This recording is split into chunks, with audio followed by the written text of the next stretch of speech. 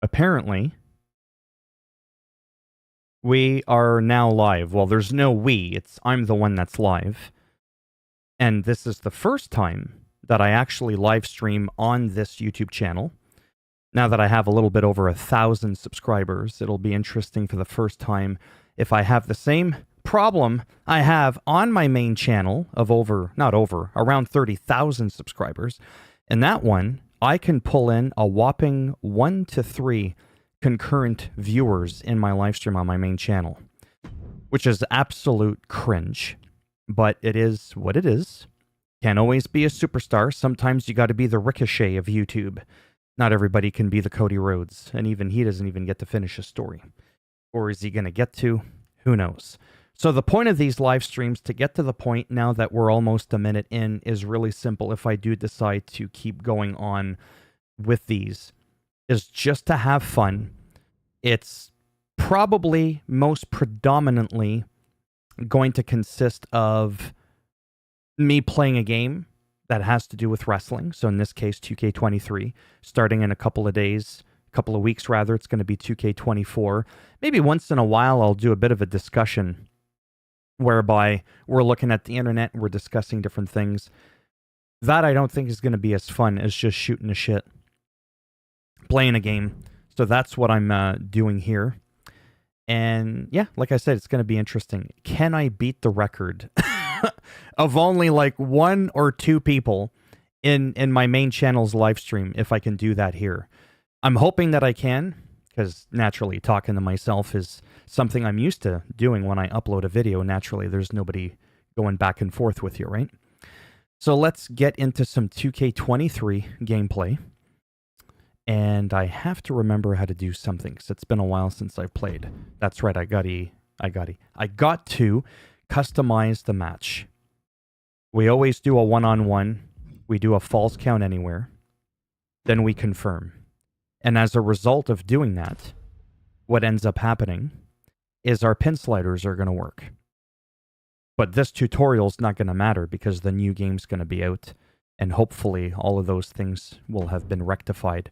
There's no rivalry actions, which means that our match will not be reverted to a one-on-one regular match. Entrance is off. Let's just get into it. A little bit of gameplay. I may have to change the title, honestly. Just because the title of my stream... Yeah, just Wrestling Livestream Episode 1. I mean, whatever. Oh, see, the reversal there worked. I highly doubt that they fixed it.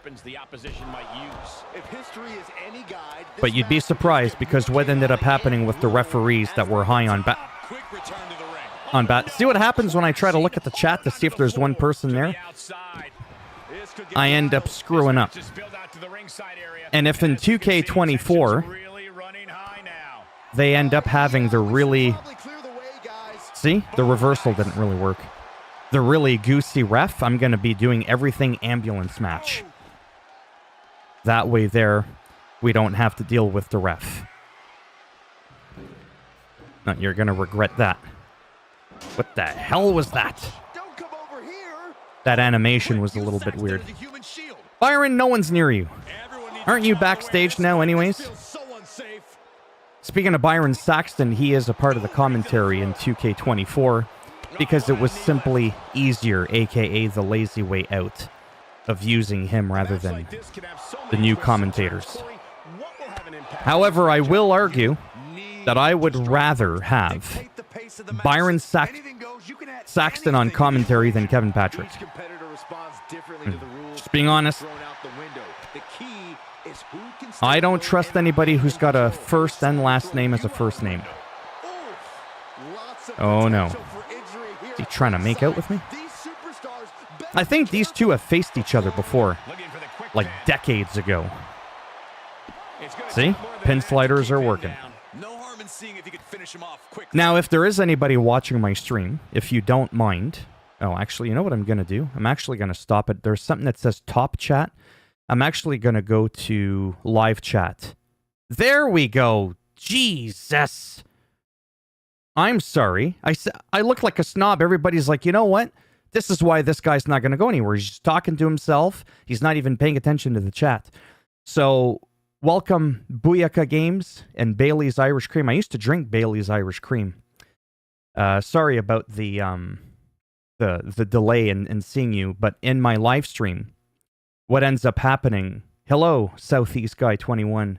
What ends up happening is you can have what's called top chat and live chat, or fan funding. Yeah, I'm not that special. If you have it on top chat, some messages such as potential spam may not be visible. So that's why I was quote-unquote ignoring the couple of people that are in here, because I ended up not seeing it. Anyways, that's now rectified. Live chat. Everything seems to be working. Last Gen is holding those games back. Oh, actually, we'll talk about that in just a moment there while I'm doing this. Whoops. I ran into the ref. That's it. I will... Okay, you know what? It doesn't even really matter. I'm just...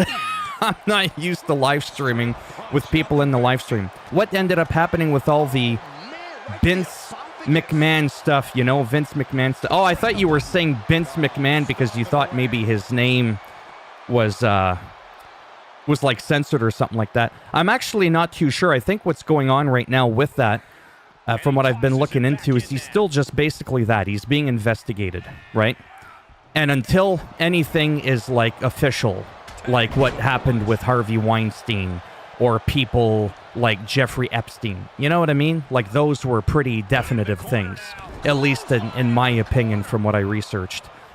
His is still kind of a little bit left out in the air, which is why I've been fairly neutral with my response, which is why if I was Triple H at the Royal Rumble press conference and people were giving him a hard time about dodging the question, he wasn't dodging the question. To me, that wasn't the place or time to actually discuss such big allegations after you just did a Royal Rumble pay-per-view. He wanted to keep things lighthearted, and quite frankly, that's his father-in-law, and he also doesn't know all the details, right?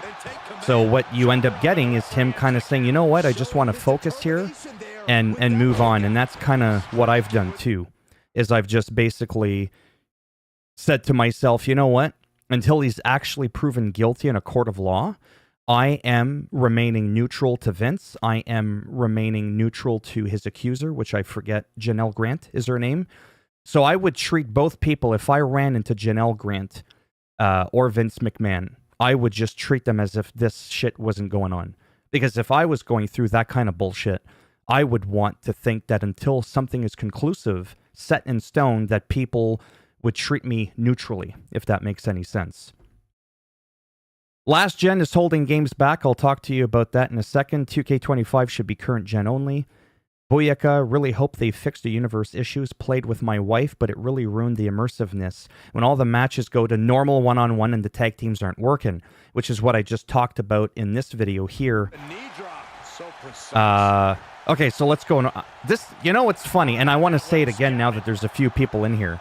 There's like 3 times as many people in my live stream right now than on my main YouTube channel I've been working on for almost 6 years that has 30,000 subscribers.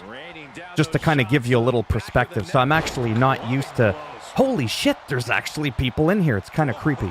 I'm really not used to that. It's kind of, oh, you have to understand, I've been doing this shit for a long time, but on this channel, I've never done it. I'm getting my ass kicked, but to be honest with you, that doesn't matter.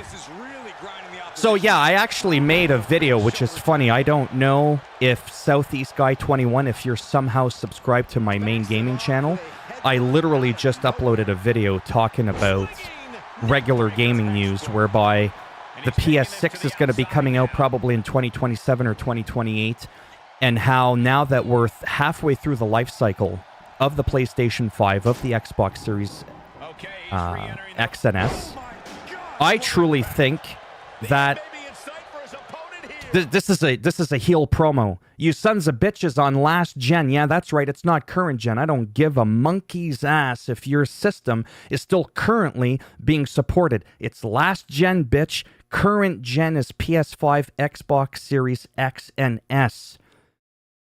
I'm just saying, get with the times. I barely make $15,000 a year and I got my shit figured out. I got the Xbox Series X. I've got the Nintendo. I got the PS5. You figure it out. That was me trying to go heel. It probably didn't work. But in all seriousness, though, I do think that constantly supporting shit from 10 years ago is definitely holding back, to a degree. What degree, I don't know, the production value of our current generation games, right? But as I also said in my video on my main channel, I don't know enough about the gaming industry to know how factual that is. I really don't. You know what? I'm going to pause this quickly because I'm not used to seeing this much chat in the chat. So that's the last gen thing, 2K25. Really hope they fit. Okay, so Booyaka, when you said about the universe mode, all the matches going one-on-one, you do know that you can edit your match? Did you know that? If you edit your match, each and every single match, as a matter of fact, I could probably show you after this. You do any editing, you can even re-choose the same settings for your match. It will make the sliders work, and if you remove the rivalry system, you will not be forced to have a one-on-one normal match. Hello, Justin 2021. 2K24, Shattered Entertainment, you're stoked? I am too. I try to be positive, and I just hope that it works out. I tried streaming on Twitch. Oh, we'll talk about that in a second. And every now and again, when someone actually sends a message, I get so overwhelmed. I know I say this for every generation. Bailey's Irish Cream says, what can they possibly upgrade? I'm guessing they will make the background and building look more real and also better end games. Also with better games and graphics, the more bugs. Yeah, sometimes the more advanced you go in technology, the more glitches you can get. I remember playing on the original Nintendo. There wasn't that many glitches. So let's talk about Twitch. Let's talk about me being a YouTuber for almost 6 years on my main channel, not this channel. I twitched, and I was twitching. Oh, I twitched for 2 or 3 years. I was twitching 3-4 hours a day. What is he, having a stroke? He's just going to wait for me to get up? Oh, how nice of you. But you took too long, you son of a bitch. Let me just see if I can finish this match. This match is going to end up being the longest match in history. With his own move on... Oh, he kicked out. Yeah, so I was on Twitch. And you want to know the truth? I have never in 3 effing years on Twitch... Maybe now you're starting to see why that is. On Twitch, I've never gotten one single view, one single follower that actually came from Twitch. All the people that used to watch me, for the very few people that watched me on Twitch, were all people that already knew who I was on YouTube, because I did have a small cult following. I'm talking like under 10 people. My streams were so tight-niched that everybody in the stream knew each other on a first name, last name basis. Oh, hey there, John. How are the kids? How are the wife? Good, good. I said wife, not wives. That'd be a different discussion.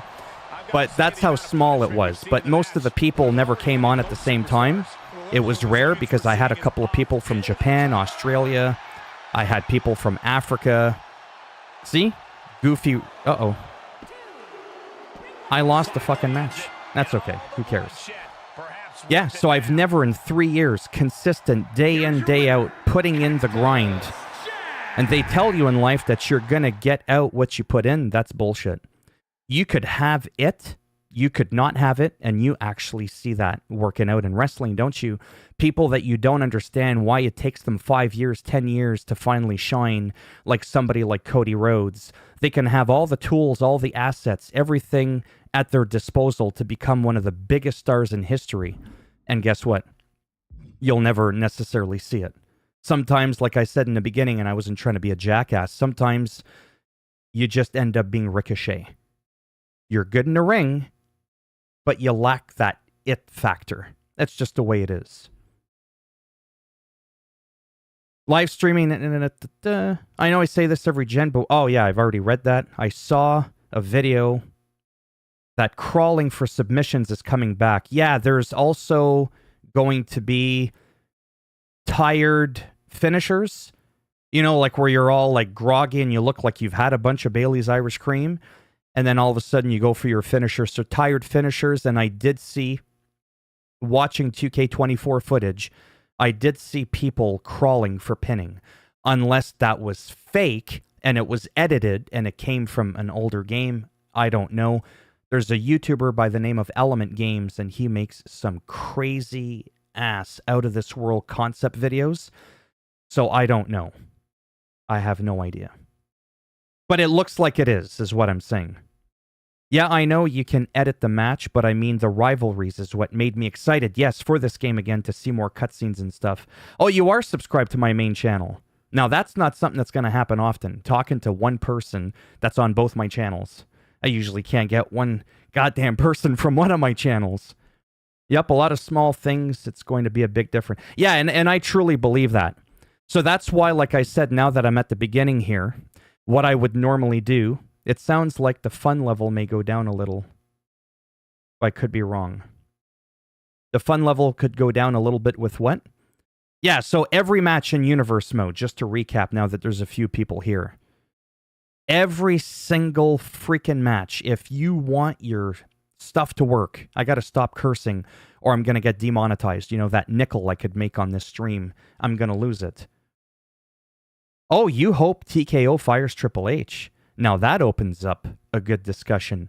I would be interested in hearing what about him makes you think that, oof, he's got to go. If it's just because he's tied in with Vince, whether directly or indirectly in the fiasco of the thing with Janelle Grant, you figure from a business perspective, clean slate, anybody that's tied to him, whether they're guilty or not, just get rid of them.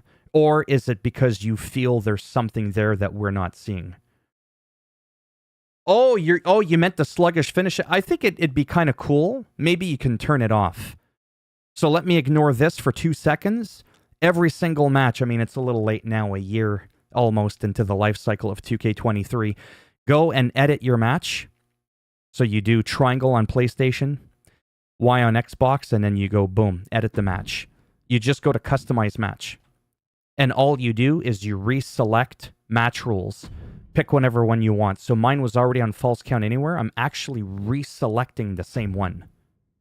And then I'm just confirming it. And then I accept. And then from here, is there a rivalry? You push down on the right analog stick. We see that there are no actions. So our match will work as intended. If there was an action, you'd have to remove it, finalize it, right? And now, when you play your match, shit works, so they say. Shattered Entertainment, Stephanie is being implicated now as well. Really? I haven't read up on that. That's something that you'll find very rare, not to do the whole, like, man-woman thing, but it is true when it comes to these kinds of allegations. Your Harvey Weinsteins, your Epsteins, your now Vince McMahons, and a plethora, sadly, of other people. Once in a blue moon, you'll actually find a woman that's actually deeply involved. And there was a recent case, I don't know if any of you would know this. There used to be a TV show called Smallville, and it had to do with Superman, and it was a TV series.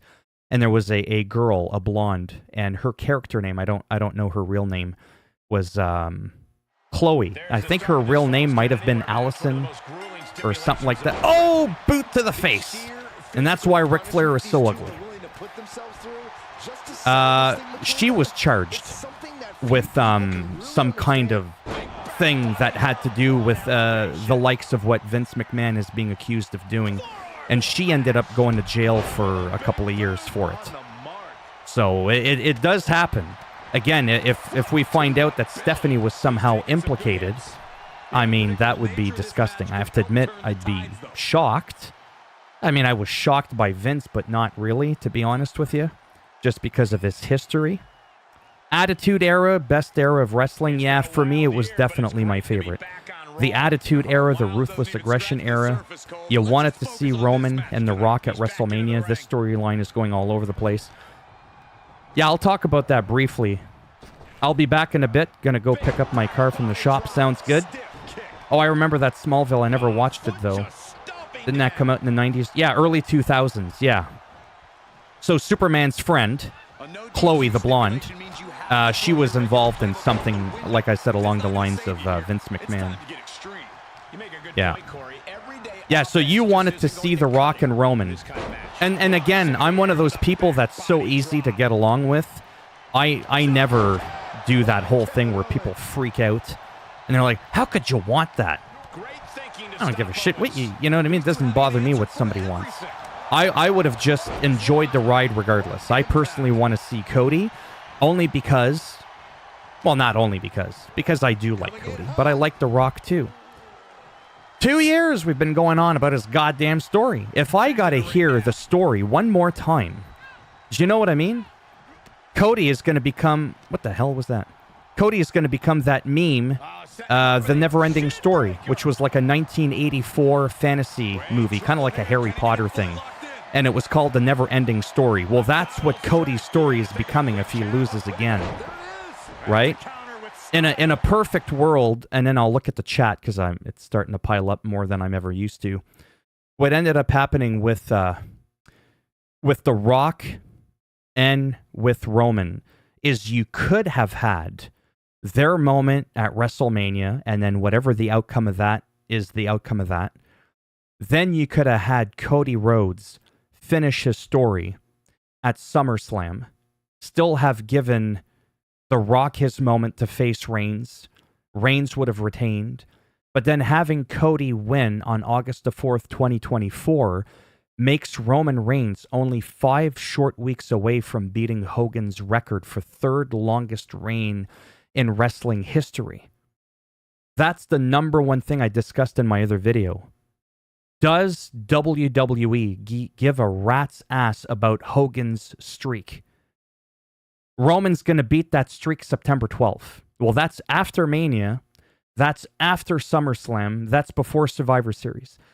Are you really going to drop a 4-year title reign at Survivor Series? No offense. I'm not trying to dunk on that premium live event, but it's not happening. Roman's not dropping his belt at Survivor Series. I'm sorry. Not even really the Royal Rumble at this point because they've just put so much emphasis in it. Yeah, it's just kind of all over the place. You're right.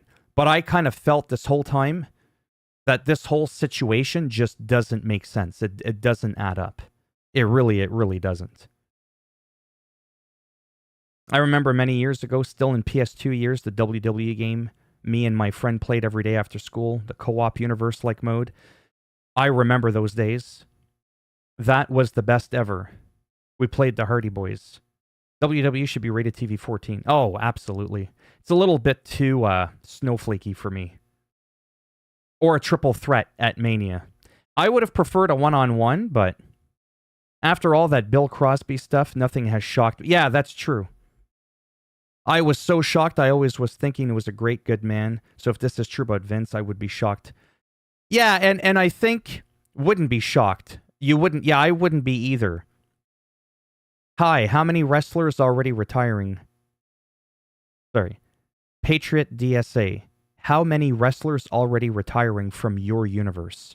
I don't think anybody retired from my universe. Good day to all the heels. What do you think of The Rock being back? Is he starting to look old? Hey, if I could look half as good as him and I'm 45, I'd be up for that. Okay, so the Vince thing. I want to talk about the Vince thing. Why I'm not shocked. And this is not me trying to be a social justice warrior. I feel like I'm going to play a little bit and try to talk and read all at the same time. It's making my ADHD brain go in overload mode. The reason I'm not as shocked in a way about Vince, but still have some shockness value to this whole story, is if you look at the history of the Attitude Era, if you look at the history of Trish Stratus, Stacy Keibler, Baby Oil, Pantyhose, bra and panties matches, and all that kind of stuff, it was so sexualized. You know what I mean? It was like... You could watch the Playboy channel, you wouldn't even notice much of a difference between that and wrestling. And as much as some people would be like, no, I'm sure you enjoyed it, that's not the point. To me, there's a place and time. And to me, it was cringy as fuck watching Trish Stratus on a leash covered in baby oil being made to woof like a dog or bark like a dog or whatever, and then they show like the crowd and there's like little kids that are like 5 years old seeing that, and I was like, that's some cringy ass shit. If they had like a 14 plus age rate or something, you know what I mean, it would have been one thing, but I always thought that was a bit weird.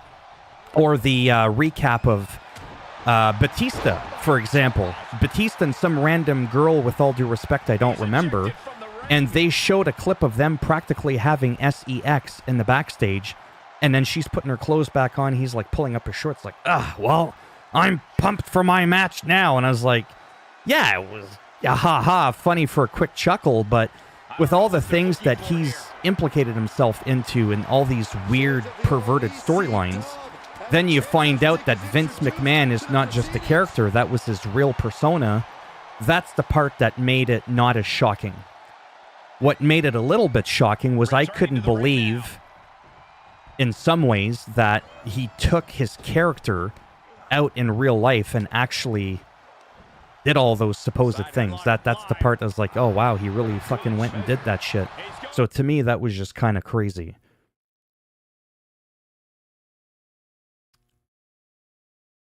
I hope Brock Lesnar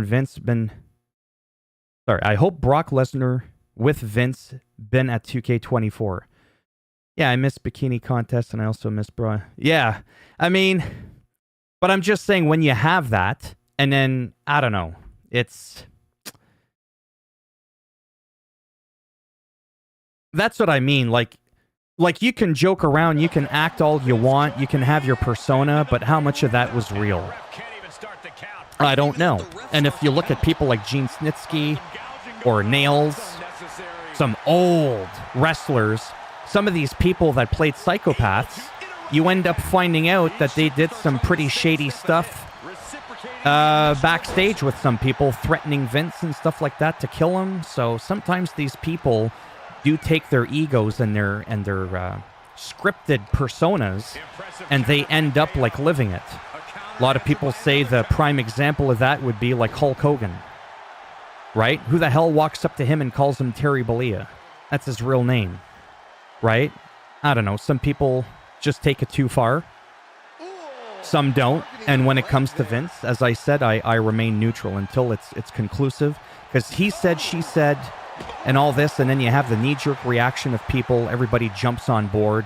Oh yeah, he did that shit because all these people are saying he did it. That doesn't make it true, right? It doesn't. Naturally, I hope it's not true for his sake, for her sake. But if it ends up being true, well then screw Vince. I mean, whatever loyalty I had to him literally goes out the window, right?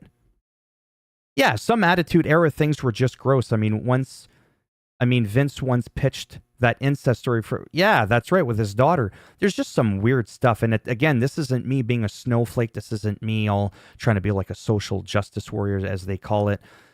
I'm not offended by what happened in the Attitude Era. All I'm saying is it was heavily sexualized, big time. Stacy Keibler had no in-ring talent. It sounds rude, but she was no Trish Stratus. She was there for one reason and one reason only, which is why for many years I didn't watch the women wrestling. Like, I'm there to watch real storylines, real wrestling. If I wanted to watch bikini matches, there's another channel for that. You know what I mean? Again, there's a place and time for it. And it wasn't up until a few years ago when I started going, oh yeah, okay, I'm sure she's good, right? Because I was guilty. I would just look at them and go, yeah, I'm sure she's going to be the next Rey Mysterio.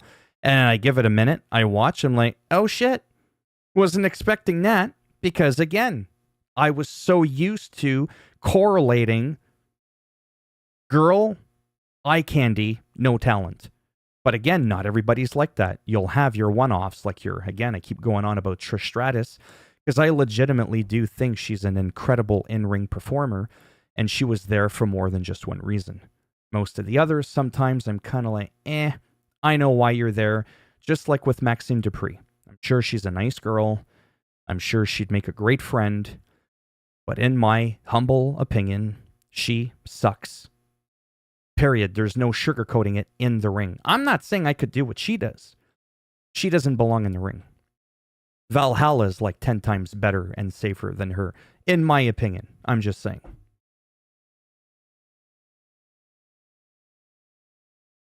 I, again, am not used to seeing this much text on the screen. When they started sexualizing story, Matt, yeah, I felt they were trying hard for ratings and wrestling was not interesting. It was definitely cringe at times. Now look at... Yeah, and don't get me wrong. I thought there was some moments that were kind of funny, like that one with Vince McMahon where he was in the locker room. Was it with Trish? And they were kind of insinuating something happened, but you didn't see it.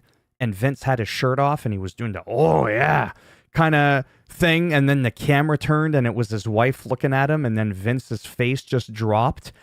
I'm not going to lie. There were some of those moments that were absolutely freaking hilarious. And there were times where I just kind of felt like it was like, really? Did you just really do that? I don't know. But I think things are better in some ways now. Snitsky looks like Lars Sullivan. Yeah. Sable with handprints paint. Yeah, I remember that. You believe 65% of it is super controlling? Oh yeah, WWF, WWE, Vince era, too much hush money. Yeah, oh, and that's true. That's been proven. So there's definitely been something wonky going on with Vince. You know, the hush money and all this stuff. Whether or not he assaulted anybody or broke any laws, though, that's where I try very strongly again. Just remain neutral, because again, I would want that same thing done to me if I were going through that stuff. Because I remember in high school once, I moved around a lot when I was a teenager and when I was a young kid. Being the new kid in town, being the new kid in school, especially halfway through the year, you know how kids can be rude. And I was the scrawny, little, scraggly, rinky-dink kid in the back of the classroom that just wanted to be ignored. People were always picking on me. People were always saying, oh, I heard you said this shit about him and all this. What? Don't even know the guy's name. How the hell am I going to start talking shit about him? It's my first fucking day in school. You know what I mean? And then everybody jumped. Well, he said, you said it, right? Because there's a psychology behind people where some people are stupid. They just follow along the train ride and they don't think for themselves. And I find that happens a lot too, which we're not going to get into this live stream. That's for my third YouTube channel, and I find that happens a lot in politics. Doesn't matter if you're liberal, doesn't matter if you're conservative. I find when you are in that group, you tend to really tightly stay in that group, and you'll very rarely hear someone pick a topic and go against the grain. And same thing with conservatives, right? Once you go in there, you just kind of, yeah, oh no, I hear what you're saying. On practically every topic, and it's fucking stupid. It's sheep mentality, and I'm just trying to not contribute to that. Live sex celebration. Yeah, it's one of the highest rated Raw segments, yeah. If Vince loses this battle, I don't know if WWE will be ruined. I think it'll depend with management what they choose to do. One moment that always makes me cringe is the Mark Henry and Mae Young giving birth to a... Yeah, that was just... I'm sorry, what the hell was that? That's not professional wrestling. It isn't. Pro wrestling will survive without Vince, absolutely. Oh yeah, I personally think it will. Again, I'm not an expert. Vince McMahon was touching Candice Michelle's boot 206, and he was trying to do... Yeah, I remember that. That was just, I don't know. That was too much for me. That was just a little odd. Whose philosophy and stuff on the third channel? I'm interested. Oh, not who. Whose philosophy? Oh, I have a third channel that's like a dumpster fire. It's basically news, politics, and controversial topics. It's where I go to get all that stuff out. Because I am passionate about discussions and debates and stuff like that. But I try to keep those things separate. So like my main channel is my gaming channel. And that's the one where I just stick to games. I used to talk games, politics, and everything on that channel. And that didn't go well. I felt like they were two completely different worlds. And I wasn't a big enough of a YouTuber like a PewDiePie or a Mr. Beast to be able to get away with that kind of stuff, right? You become so big at some point, some people, like a PewDiePie, you can talk about anything. It literally does not matter. Because at that point, you have such a massive fan base They don't care what the subject matter is that you're talking about. They want to hear you talk, regardless of what it is. Me, I've never been that big, so I try to stay on topic, if that makes any sense. And that's why a year ago I said, you know what? I'm going on my 5th year on my main channel. It's also a dumpster fire. Let me go ahead and start something I'm passionate about, that I've been passionate about since like 1981, and just stick to wrestling, and that's it, and talk about absolutely nothing else whatsoever. Here is your winner. I don't remember the link, but maybe at the end I'll see if I can find it. Yeah, WWE did a Girls Gone, well, yeah, pay-per-view back into, yeah, and it was rated TV, MA, yeah. When the Dudleys powerbomb one of the old ladies off the ramp. Epic. I've heard those ladies were game. Yeah, those two old ladies. Oh, yeah. Yeah, it was pretty wild. There was another one with, I don't remember her name. Someone said it earlier. Someone said her name earlier. I don't remember it. God damn it. Was it Eva Marie? No. Anyways, one of the ladies in wrestling was doing getting ready for like a bra and panties match or a bikini something in WWE. This would have been like maybe 2005, 2004, early 2000s. And she was practically in tears, but she was like, this is my job. I've got a good gig. I'm getting paid well. Although those kinds of situations had never been brought up with her beforehand. They just kind of said, so you're doing this. And she felt incredibly uncomfortable, but she did it anyways because she tried to remain professional. Unlike someone like, which we won't get into too much, but I have mixed feelings on her, but like Sasha Banks just walking out. I get it. She was mistreated, boo-hoo. I just felt like, me personally, touching on that subject matter, I just feel like she should have just finished the show that the people paid to come and see. And then from there, just say, you know what, I'm done. Walk out after the show. Don't walk out before the show, if that makes any sense. And again, it's easy for me to say because I wasn't in her position. But yeah, anyway, so this girl put in a very awkward position, and she still went ahead and did it. You deleted all the divas from your universe? Is that normal? Well, I do the same thing, but that's only because when I play a video game, as you could tell, you know what I mean? Like, I try to immerse myself, if that makes any sense, into the match, right? I don't see myself as someone that looks like Zelina Vega. You know what I mean? Like, no, I don't. I kind of relate to Kevin Owens. You know what I mean? I look like a Kevin Owens. I wish I looked like Logan Paul, minus the stupid face, but I look more like a Kevin Owens, minus the hair and the beard. So when I see characters like that, I could kind of role play myself in that, which is why you'll never see me, playing a match, like I said, as someone like Zelina Vega. It's just, you know what I mean? For me personally, that'd be weird. So I don't see that weird at all for somebody to be like, fuck them girls and just delete them all out of your universe. Because as you'll see here, you know what I mean? Where are they? I had one person go once, are you sexist? I was like, I'm not sexist. I believe in equal rights. I just believe in me wanting to role play as a goddamn male character. Is that a crime? But we live in such a world, not to get too much into that, where people are so sensitive that people are questioning why aren't they in there? Why is it not more diverse? It's like, because I identify as a dude. I look like a dude. I look like Jerry Lawler. So I play those characters, right? You want to play Zelina Vega and you want to have her throw around Mandy Rose or whatever, that's your shit. I'm not going to dunk on you for doing that, right? But there are some people that are like that. Does anyone know where Kazuchika Okada signed with? I only know a little bit about him, but I think he is with AEW.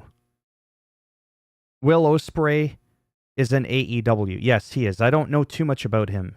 You don't think women's wrestling? I don't think it should be banned. Me personally, what I think should be banned is just a stupidity, but there's a lot less of that going on now. Like I said, I'm blown away by some of the talent that I normally wouldn't have given a second thought with all due respect, a few short years ago. Now I look at people like Charlotte Flair, Rhea Ripley, Jade Cargill, and I'm just like, even Ronda Rousey, is that controversial to say? I personally think she was amazing. Truthfully, I really did. I thought she transitioned really well from UFC to wrestling.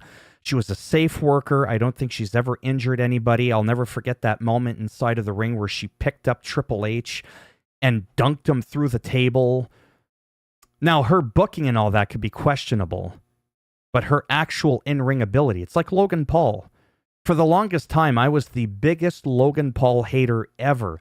I thought he was one of the ditziest people on the face of the planet, to the point where I didn't think there was a proper word in the dictionary in any language that described that dingleberry shitstain that is Logan Paul. Now all I can do is praise him, because he seems to have grown. He's got the look. He walks the walk, and he does shit in the ring I've never seen before. And it's hard for me to take that away from him. You know what I mean? So that's why now I just kind of sit back and go, you know what? All right, let's not judge. Like when I first saw Tiffy Stratton, right? You know where I'm going with this? I had no idea who she was because I don't watch NXT. I don't have time to watch NXT. I saw her about a month ago, I think, for the first time. And right away I went, another Stacy Keibler. Oh, no. I was like, what just happened? Right? Because again, I was guilty of assuming she was there for just one reason, and I was blown away. I was like, holy shit, was not expecting that at all, right? Then I'll see other people that have been on Raw for a long time that I feel are a little bit more awkward in the ring, and that's why sometimes people are like, why are you so critical against the women? It's not that I criticize them, I criticize the men too when they need to be criticized. It's that I feel like, with all due respect, there are some women that are in wrestling, inside of that ring wrestling, that shouldn't be there. Like I said earlier, Maxine Dupree, get her ass out. Should have had frickin' Tiffy Stratton. What took so long to get her ass into the ring? She can actually dance. You know what I mean? Inside that squared circle. She can actually go. Maxine, not so much. So there's still some stupidity, in my opinion, and that's the part to me that should be banned. But I think it's come a long way from where it was before. Me personally. But again, some people are going to think differently, obviously. Different perspectives. Due to Logan Paul trashing Rock, helps if I can read properly, because of how he handled what Logan did in Japan. What if we get an Elimination Chamber Logan doing his entrance, and then we hear if you smell?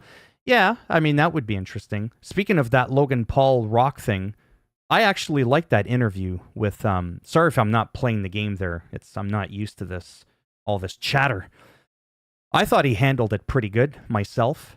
He was on there, I believe, with X-Pac, and he was on there with John Cena. They were doing a podcast, and Logan Paul was sitting in the middle. I believe that. I really did believe what he said there. Like, it seemed genuine is what I'm saying, where he felt like an idiot. He did what he did in Japan. He felt stupid. And he was admitting that it bugged him, that it hurt him, that The Rock completely snubbed him and shit like that. He didn't shit on him, at least not that I've seen from that one video. And I thought he handled it pretty good. I don't remember the part where he was trashing The Rock. That could have been before or after. I'm not too sure. Mandy Rose was removed from 2K23 because she got fired from WWE for yeah. So that part, you know, that part, let me just put my cursor on top of your chat because I feel like I'm losing track there. I don't know what the contract agreement is. That's why I try to be very careful with just blurting out whatever it is I blurt out, make sure I don't sound like an idiot. I don't know what her contractual agreement was with WWE. Did it state that she can't do OnlyFans? Like, I don't know. If that was her first offense, I'd like to think that if I was in charge, I would have been like, look, I don't know if you remember this from our agreement, but that kind of content is not acceptable because it makes us look whatever. We're trying to have a certain integrity or certain image. I would have potentially have had her take down the content. given her a warning, and that's it, because I do believe that that was her first infraction, if you will. Riddle has had many infractions, and he just keeps coming back. I mean, he's gone now. I just meant in the past. CM Punk did what CM Punk did. He was gone. He's back. Ultimate Warrior threatened to pull out of WrestleMania 6. He threatened, or SummerSlam, SummerSlam 94? 93? Anyways, one of the SummerSlams, Ultimate Warrior threatened and held, not literally, held Vince ransom in the sense of, I need a certain amount of money extra, and it was an outlandish amount, or I'm just not showing up at SummerSlam. Do you know what I mean? Like, you have all these despicable people that I'd like to think some changed, like Ultimate Warrior, I think, changed. They do all these things, but yet they come back. They come back. Mandy Rose slips a nipple and she's fired. What? Like, it's just kind of weird. I don't know. Brad Maddox said the word pricks 10 years ago and he got fired. Seth Rollins called Drew a prick, and he's practically the face of the franchise. So there's a lot of hypocrisy. There's a lot of inconsistency with WWE, as I'm sure there is with any promotion, any company. And that's the part that drives me insane. Watch him. Will Ospreay highlights a lot of battles with Dakota and Omega from... Oh, yeah, I've seen some stuff. I just don't know too much about them, but I do know enough about them to know they're amazing. I just think that one man who doing this thing. I'm not sure I understand what you're saying there. Shattered Entertainment, or due to Logan attacking Seth in the chamber that one year, what if Seth returns the favor before the match? Kind of like when Edge took out Kofi, then The Rock walks in his spot. Yeah, I mean, that could be an interesting angle. The only way I'll keep women's wrestling is if women are wrestling. And well, that's because, and to each their own, right? And that's because you're looking for that certain kind of content. You'll have to go back to the late 90s, early 2000s wrestling if that's what you want to see. Whereas for me personally, I want to see people like Tiffy Stratton. That's her name, right? Tiffy Stratton. Rhea Ripley. Charlotte. Zoe Stark, believe it or not, is actually one of my favorites now. I just think she's incredible. There's no awkwardness. There's a fluidity to her in the ring. There's none of this weird, like, oh my God, what do I do next? Now, there's a lot of that goes on with Chelsea Green, but I think Chelsea Green is a little bit of a special exception to the rule, and I'm not too sure.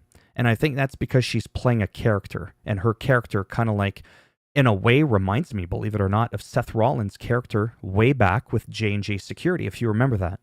If you remember how much of a coward, oh my God, no, don't look at me, always running away from the fight. And it was just like, are you kidding me? Are you sure you're going to be able to handle this match? Because you're always wanting to run away from everything. So I think she's doing her character well. And sometimes people forget how good of a wrestler Chelsea Green can actually be. Right? But yeah, there's some people, like I said, that they just don't belong in that ring, in my opinion. It sounds rude, but I'm not here to sugarcoat anything, really. I'm not. I haven't pre-ordered 2K24 yet. What I normally do is I pre-order like the day or two before. I just kind of make sure I get the full picture. And then from there I go, well, this is what my channel's mainly writing on. And then I pull the trigger and then go at it. Mandy Rose was, we'll try not to talk too much about that in the chat, because I don't know how sensitive YouTube is, which is actually part of the reason why I actually almost took down my News Politics channel, because there's a lot of things going on in the landscape of the world. What the hell was that, Jerry? In the landscape of the world today where you can't even... I don't even want to bring up the subject matter, but the stuff going on overseas with Russia and Ukraine, like, you can't even give a non-vile take, opinion. You're not really allowed to share how you feel about something, even if you're not rude, even if you're not attacking anybody, even if you're not downplaying anything. You're just kind of sharing your take on stuff. You can't really do that because the subject matter is so sensitive in nature that they would ban this channel, they would ban my main channel, and my other one, because as a whole, this is my whole Google account, And that's kind of one of the other things that really pisses me off about YouTube, right? Is just how sensitive it is. So, yeah, I have to watch the kind of descriptive wordings are in the chat, Mandy Rose. It's like not good. Don't know how well that's going to go. Who was... We're going to have to change subjects. But yes, Paige with Brad Maddox. Yes, and Xavier Woods. Yes. Yeah. Next. Okay, so yeah, Zoe Stark. Awesome. I'm so glad that Trish and Lita proved women can be more than... Yes, absolutely, in wrestling. Without their... Oh, yes. Yeah, absolutely. Because again, like I said, and it's not because I'm sexist. It's because back then I was just sick and tired of it. And those ladies, again, showed that you can be worth more than what you're being put out to be. Like I said, I'm sure Stacy Keibler's a nice person. But for me, honestly, in wrestling, that's not a Hall of Famer. At all. I'm sorry. Trish. Tiffany Stratton is more of a Hall of Famer already than Stacy Keibler ever was. Again, might sound rude, but I don't sugarcoat nothing. Right? I'm not here to just say what's popular so that people are like, yeah, I know what you mean. I know I keep pausing the match. I'm just not used to this. And personally, that's why I love this channel. Well, thank you. Yeah, it's like I said before in another video. It's impossible, unless you're Mr. Beast, to cater to everybody. No matter how you are, no matter how your personality is, it doesn't matter. There's always going to be some people that like you and some people that don't like you. The difference only being that ratio, the balance between the two, right? You can't please everybody. You can't. So you might as well just be yourself, right? So that the few people that do enjoy you at least enjoy you for who you are, not for something you're pretending to be that you're not, right? That's just how I see it. And then there's some people, they just avoid the controversy, and I don't blame them. Like, I'm sure you've all heard of Brandon Does Everything, that amazing wrestling YouTuber. You ain't gonna hear him talk about things like, should Chris Benoit still be in the Hall of Fame? What do I think of it? You know what I mean? He knows better. He's not touching any of those subject matters. At least I've never seen him get into the nitty-gritty of that stuff, right? It's just got to be the happy-go-lucky kind of shit. Because as soon as you start getting into that, you could be dividing your base, right? Most people don't want to divide their base. Oh, I kicked out. They just don't want to do it.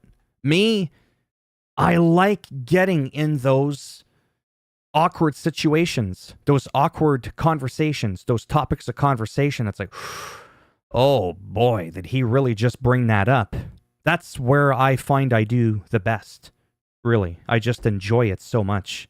It's unbelievable. Well, that's good, Bailey's Irish Cream, that you enjoy the content. I used to enjoy your Irish cream, and now I just drink water and protein shakes. They are calling Tucker Carlson a traitor because he interviewed Putin. I'll touch on that super quickly, and then we're going to move on. I'm 45 years old.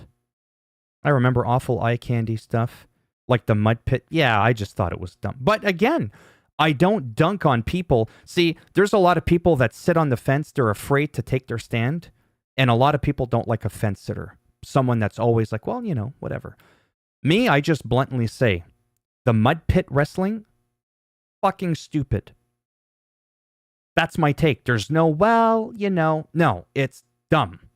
However, I'm also that kind of guy that's like, if you enjoy it, I don't think you're dumb. I think it's dumb. I don't think you're dumb for enjoying it. You enjoy it, great. Enjoy what you want. I don't care. It doesn't affect me, right? But I can still take a stand and call shit out the way I see it. For the few people that care.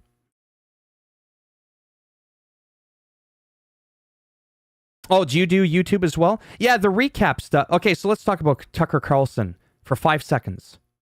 Don't count, though, because I'm not good at math. It might take longer than 5 seconds. So normally speaking, in that world of politics, I'm usually not, let's say, on Tucker Carlson's side. But what's his side? I mean, he's a guy, he's doing his thing. I wish I was doing what he's doing. I think, personally, it's great what he did. I think it's great.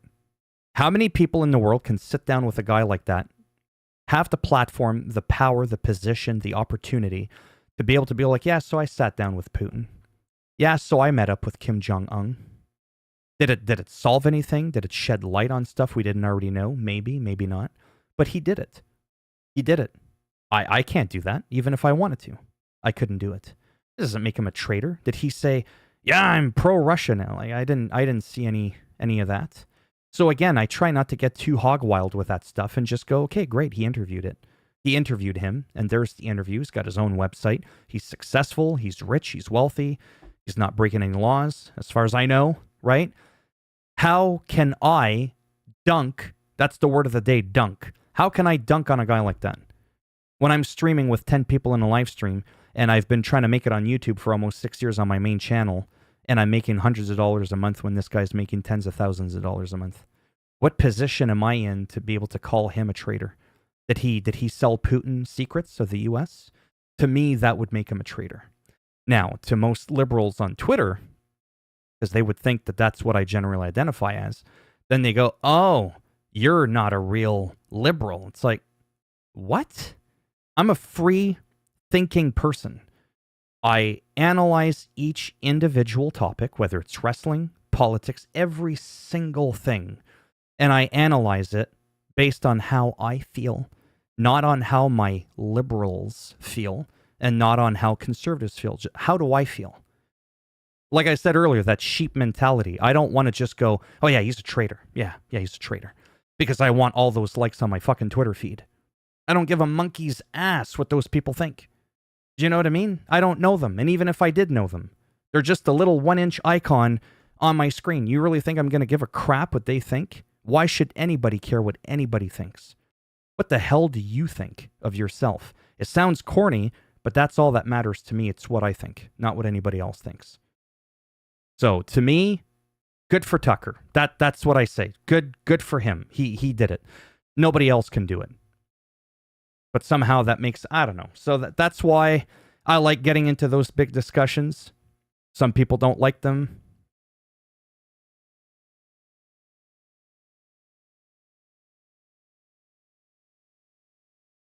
I remembered, yeah, the recap stuff. Oh, yeah, so the recap stuff. I feel like I have to highlight the conversation here so that I don't lose. Man, I'm glad I'm not any more popular. I wouldn't be able to keep up with this shit. It's insane. Remember, 3 years of streaming on my main channel.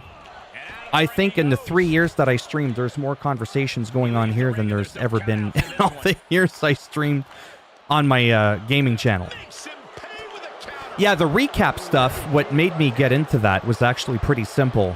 I was looking at, maybe not so much inspirations, but I was looking at, like, what does Assemble do? What does the small Afro do? What does Brandon Does Everything do? And I was like, okay, so they mainly do the 2K stuff. I'm not seeing a lot, too much of just wrestling in general, right? Apart from the game. And then I'm thinking to myself, I don't feel like I have that much to talk about the game. I do in the first couple of months, and then I kind of dump the game in that's it. It's ran its course. We all know about 2K23. You really think I'm going to pump out another video explaining to you how to do anything? If you haven't figured it out by now, you're never going to figure it out. So there, for me, seems to be a lack of longevity content, apart from if you're like a super entertaining YouTuber that everybody wants to watch you stream, like those Call of Duty people that pull in like tens of thousands of consecutive views in their streams and they're making thousands of dollars a day. I'm not one of those people, right? And I had to be humble and realize people are just going to want to watch me playing wrestling for the fun of it. Most people own the game. They just play the freaking game for themselves. You don't need to watch me play it. I'm not going to bring anything to the table extra for them. So I was like, what else could I talk about that's going to maybe force me to be a little bit more consistent with my channel? so that I don't just dump it for 6 months at a time. And that's when I was like, you know what? What if I just did like Monday Night Raw, SmackDown recaps, kind of just talk about what happened, share what I thought the highlight of the night was. You know, did I enjoy myself or not? Whatever. What do I think of this segment? Why did they do this? Why did The Rock say that? That kind of didn't make any sense, right? It gave me a reason to pump out consistent videos on my channel, because that also helps with the algorithm as well, right? And as a result of that, I've gone up now from being worth $22 a month. I'm almost up to $30 a month now on the channel. So something's working. And that a lot has been from, just like I said, a combination of all the stuff that I chat about. You know, for a moment there, I'm not going to lie, I kind of forgot who I was playing as. I was like, am I the King or the Miz? I can't really tell right now because I'm so distracted. But I am Jerry Lawler. The hell are you doing, Byron? The dude with the yellow pants. Yeah, Mr. Beast is loved for the wrong reasons. Money. Yeah, he gives people money. He paid for love, as far as I see it, even though I personally think he's a good person for helping out so many people. Yeah, I mean, I don't know much about him. I just know a little bit enough. I know enough about him, I think, to say seems like a overall good dude. Doesn't seem all that controversial like Logan Paul has been, or Keemstar has been, or any of those, or Jeffree Star. You know, like all those big YouTubers. It seems like the bigger the YouTuber, sometimes the bigger the controversy that surrounds them sometimes. And he doesn't seem to have all that much crap. BDE is vocal about not liking Hogan because of the Hogan being racist thing. Oh, so he has talked about that. That's how I feel about NASCAR. It's dumb, but people aren't dumb for... Yeah, NASCAR is dumb. It is, because think about it. You sit there, your fat, sweaty ass in a car, and you're driving in circles, and the only reason you're sitting there driving around in a circle for 3.5 hours straight is because it reminds you of your favorite food at Dunkin' Donuts. It's a circle. You're driving around in a circle. Really? That's fun. No. I'll tell you what's fun. Rally racing. That's fun. Because at any moment, you could effing die and fall off a cliff and drop 500 feet.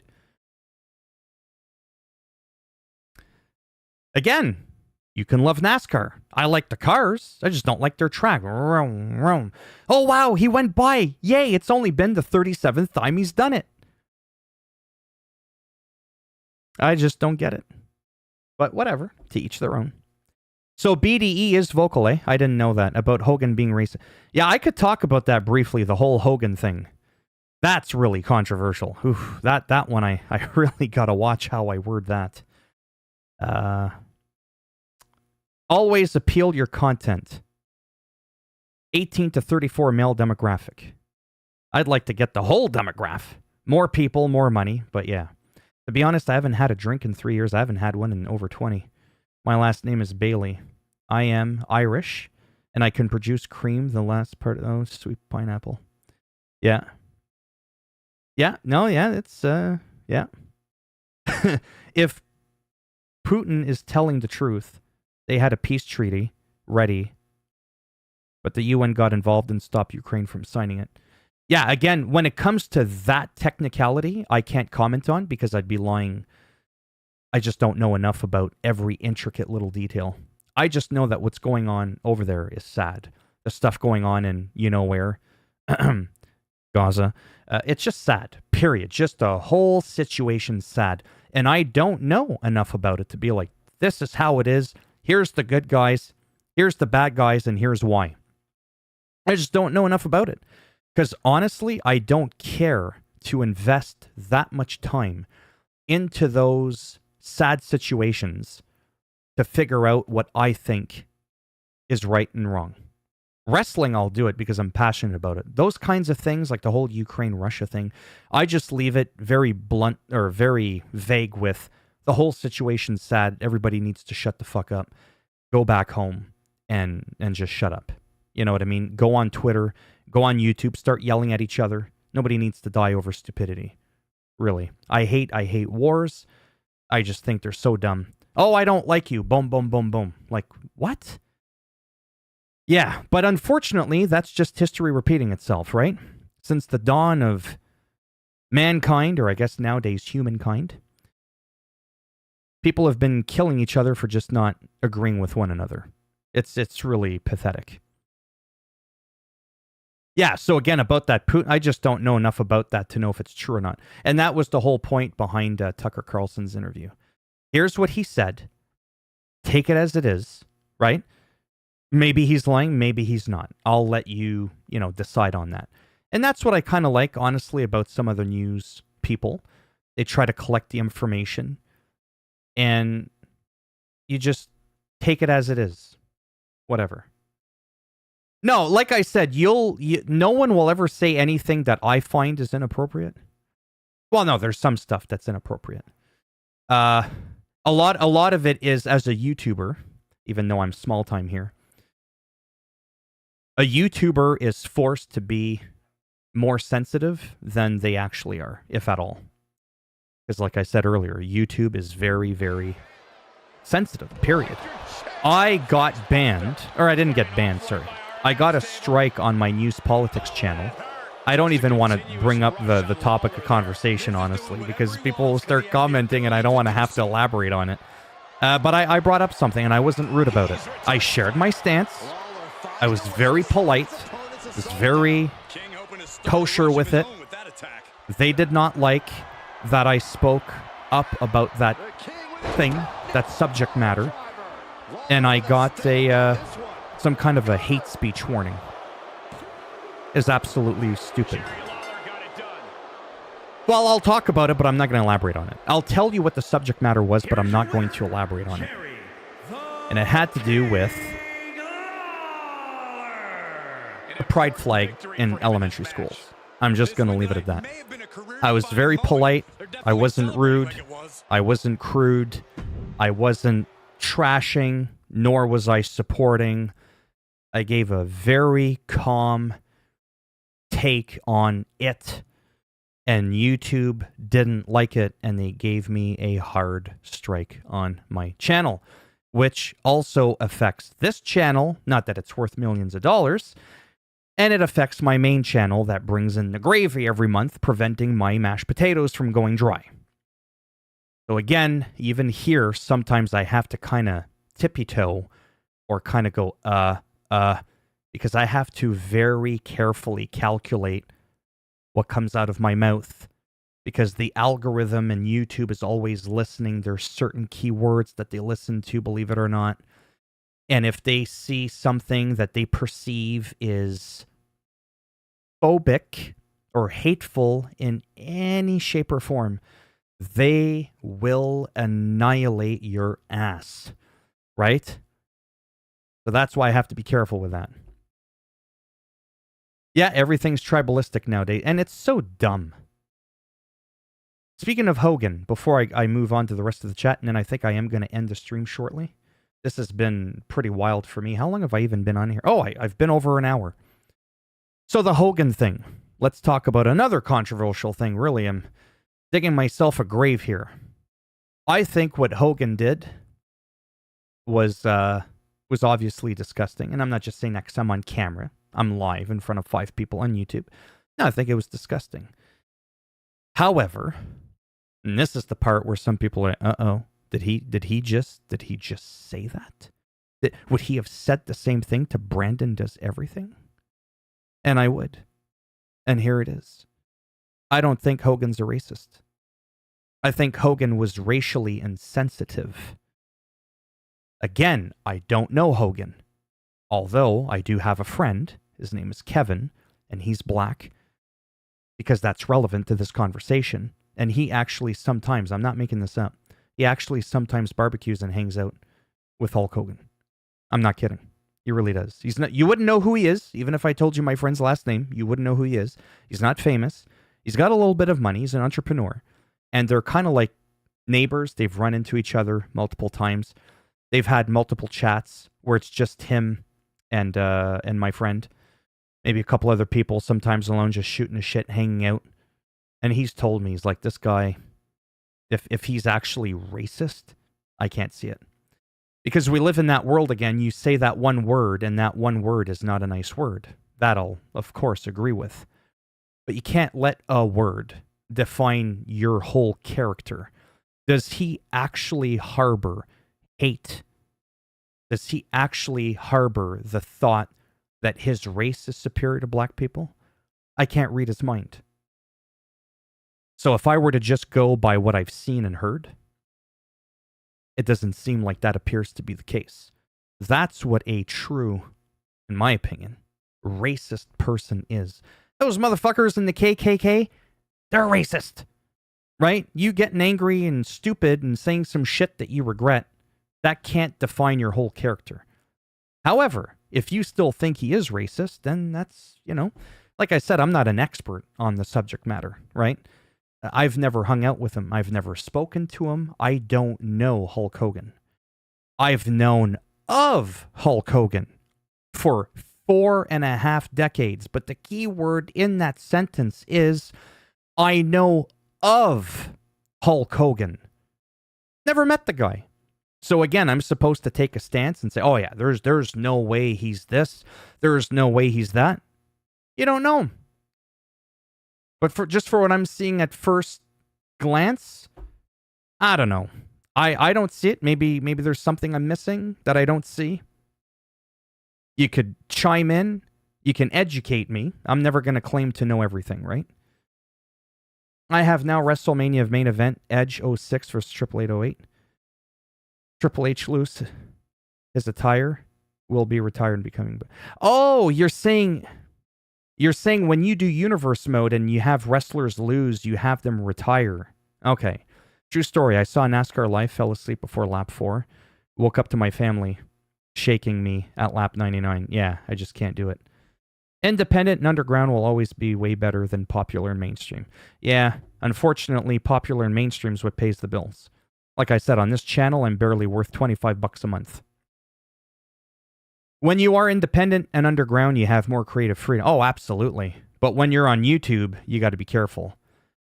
Yeah, for politics, Rumble's a great platform. I mean, I'm on Rumble, but I'm not. Like, I don't really do anything there. I understand what you mean about the flag. I agree. Yeah, so... Okay, you know what? Should I do it? And then, because this stream is becoming like a half and half. I thought it was going to do a lot of gameplay. I only did a little bit of gameplay. Then I was, quote unquote, stuck, and I appreciate it with this banter, this back and forth. I've never experienced anything like this. I'm so not used to this at all. So it's like, holy shit. Nothing could have prepared me for this moment. But yeah, so the thing that I said, because it kind of ties in with me as a person for the people that care to try and learn about me if they care. Like I said, I YouTube, so those channels are all intertwined into one Google account.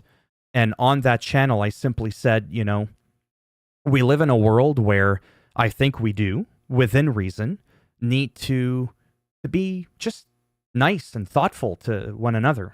I mean, that just goes without saying. When I went to Best Buy and I saw the Pride rainbow on the door, did I roll my eyes? I did.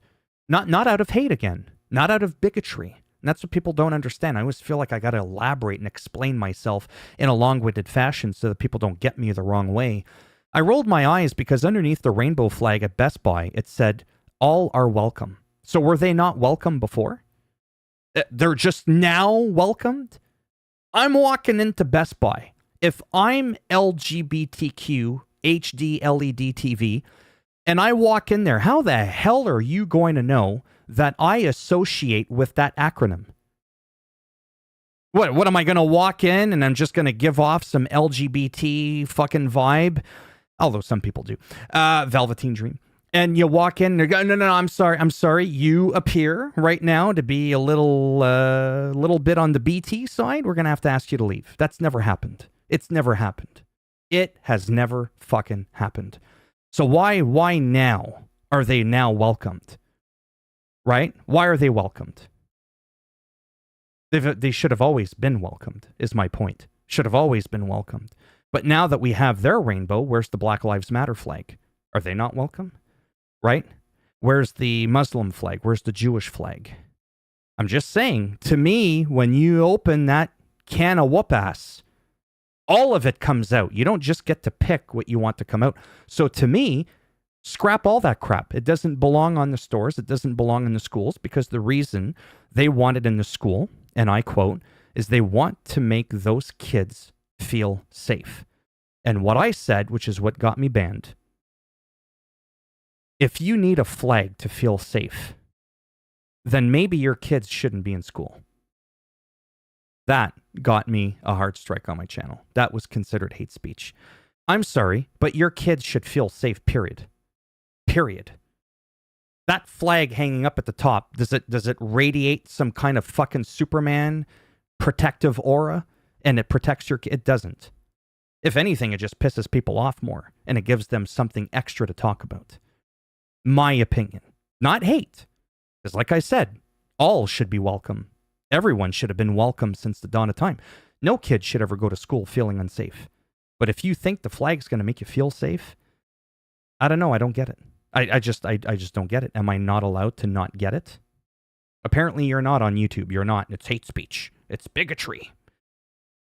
It's so dumb, right? That's just what I think it is.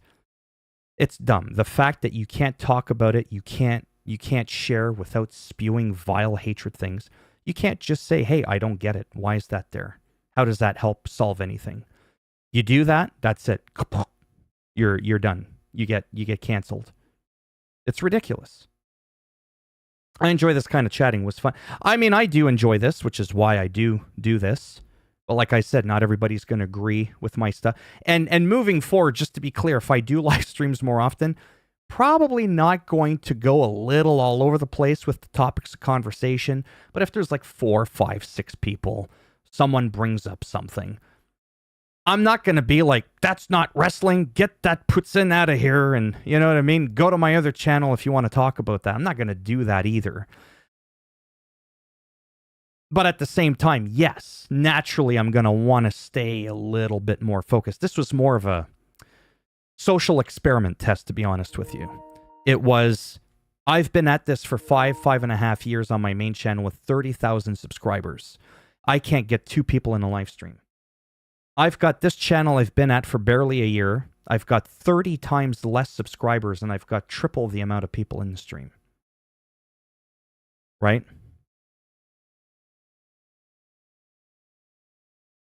Yep, it's labels on people, in my opinion. Labels are bad. Yeah, labels, I don't like labels either.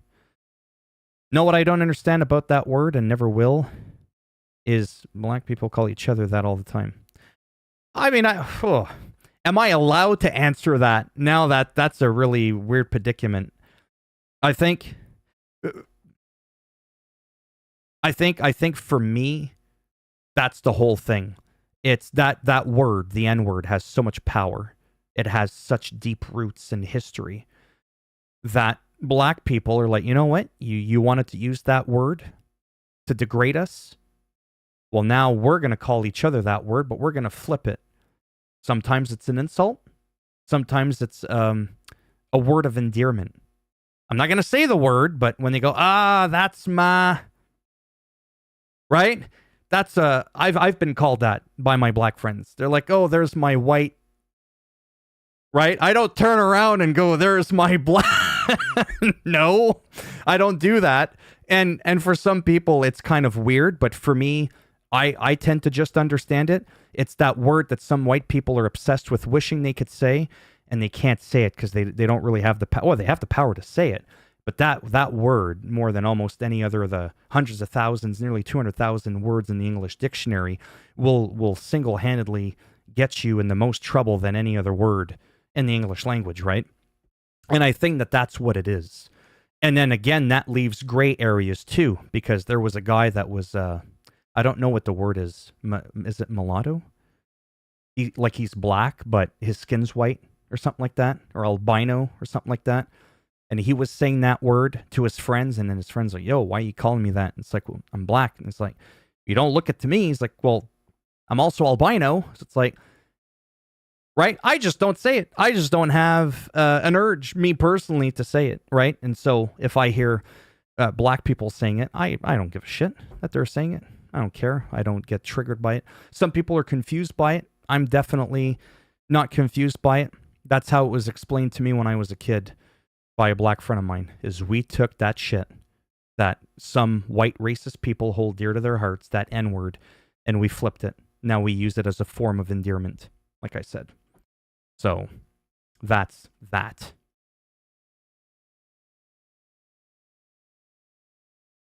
Keebler was more like an attraction entertainment persona. Yeah, pro wrestling. She was not the elite mid-level. Yeah. Again, call a spade a spade. Stacy Keebler was like a Maxine Dupree. Stay outside of the ring, walk around, and you're good. Yeah, it's a hot topic.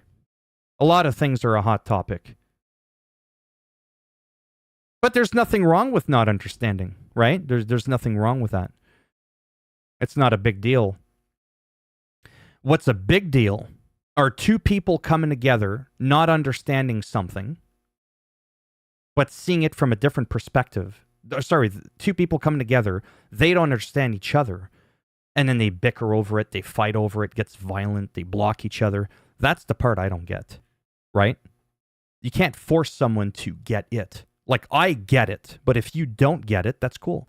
Because maybe there's something I don't get in another subject matter that you get and I just don't. Right? It happens. To me, it's really not a big deal. I mean, the N-word's a big deal. I want to make clear of that. Not to make a joke about it. That's a big deal. I'm talking about what's not a big deal is people not understanding, one another. It's really not the end of the world. What's the end of the world is when you're making it the end of the world and you're willing to go to war over it. I care. Yes, I'm losing the conversation here. Sorry for the language. I figured there was one. It's cool. Patriot DSA. What is your main language? Est-ce que vous parlez le français? Est-ce que ça, c'est votre première langue? Because I can speak different languages. I don't know all of them, obviously. I'm not that smart.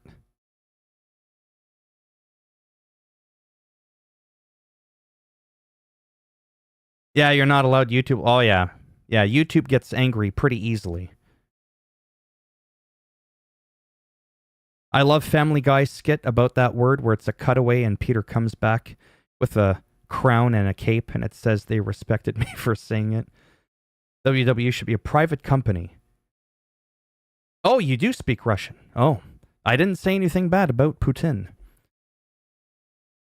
Oh, God, WW is a private company under Vince Yeah. Oh, boy. But anyways, yeah, like I said, I wanted to test this out. Wasn't expecting it to go sideways the way it did. Hopefully, it wasn't that bad. Like I said, a couple of topics of conversation arose, and that can just happen, right? That's just natural. When I used to live stream on my main channel, and I did sometimes very rarely have 15, 20 people in a stream. I know, hard to believe, eh? I would have some people that would try to troll me, and they would just say very rude things, or they would ask me what my take was on certain things, trying to see if I would be put on the spot, or if I would get all awkward or just ignore them. And I would answer just all of their questions. You know what I mean? I don't shy away from anything. I don't always have the right way of answering the question to where it's genuine, but at the same time not pissing off YouTube's algorithm, right?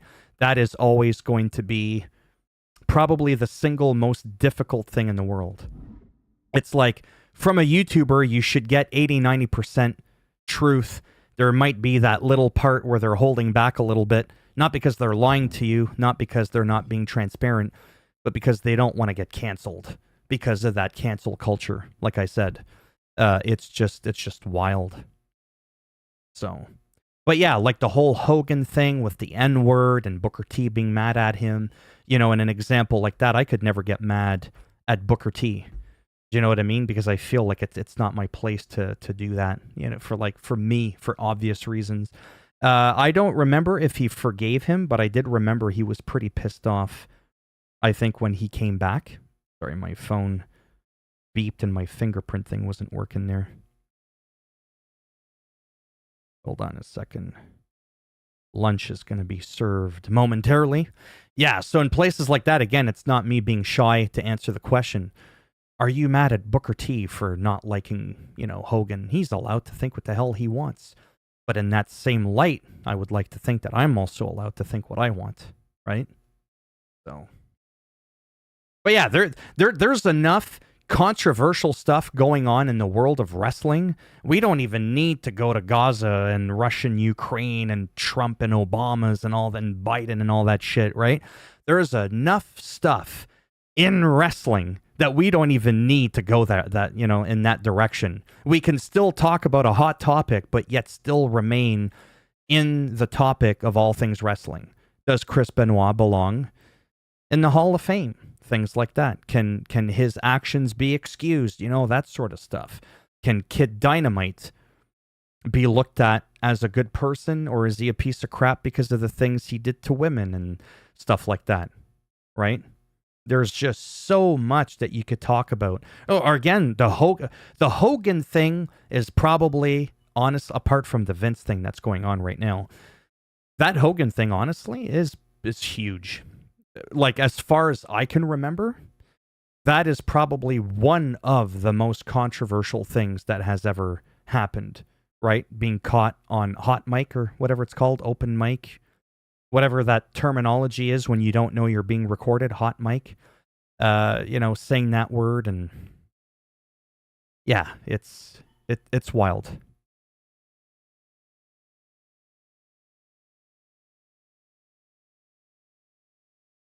Oh, thank you, Shattered. Oh God, WD as a private. Oh yeah, I've already read that. Yeah, so again, not everybody's going to agree with what I say, and that's okay.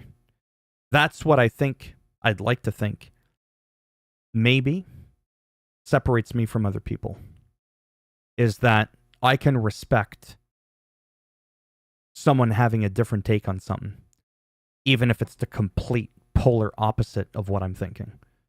Because obviously something happened or didn't happen in your life that just makes it that you're like, no, you know what? That's not that big of a deal. It's okay to do this or say that. And on the flip side, by being open and letting people and not always dunking on them for their beliefs, again, you're hoping to have that reciprocated, where that person's like, well, you know what? That guy doesn't agree with me at all, but he actually allowed me to express my thoughts. So you're hoping you'll get the same thing in return.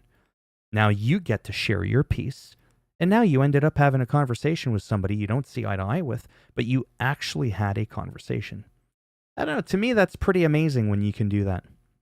Which is why I stopped doing that thing years and years ago on Twitter, because my Twitter was predominantly used for politics. And I would have people on the Trump side talk to me in a civil manner, and I would talk to them in a civil manner, shown respect, giving their respect back. And I would have my own people, if you know what I mean by that, slipping into my DMs, very rarely, but some of them would threaten me, or I'm going to block you. You're a fake resistor. What the hell does that even mean? What does that mean? Then I looked it up online, what being a resistor. I never said I was one of those. It's not in my bio, right? So these people had this misconception of me, and it's like, no, it's pretty simple. Anybody who speaks to me in a civil manner that wants to talk about something, let's go for it. Why not? That's how you get to know people. That's how you get to learn things. That's how you get to see different perspectives, even if you don't agree with them. You still get to see the dark side of the moon that you normally wouldn't be able to see unless you actually go there, right? That's why they call the dark side of the moon, because you can't see it, ever. Unless somebody literally goes to the moon and stands on that dark side. That's why it's called that, and that's why there's a Pink Floyd album named after it. A lot of people don't know that. Unless you go there, you're not going to see it. So in conversations, I do the same thing. I go there so I can see it, so I can at least say, yeah, I got the whole picture, right? It's not because I want to be convinced to think differently. But yeah.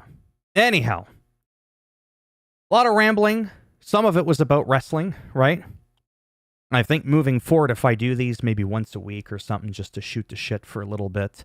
Like I said, this was more of like an introductory thing for the couple of people that have been following me for about a year now on this channel, for the very few that may have been a little intrigued as to what else I do, what do I think on different things. Because when you share with people all those different things, it helps to shape a personality. You get a sense of what a person's about. And when I follow a YouTuber, I kind of like knowing a little bit more about them, if that makes any sense. I find, in an odd way, if I know personally about a person a bit more, I somehow end up potentially enjoying their content more. Because there's more of a connection, if that makes any sense, rather than it's just somebody that just talks about something but doesn't open up about anything else. Not that they need to, but I just find it's easier for me to make a connection with someone and enjoy their content more if I know a little bit more about them as a person. I'm kind of weird that way.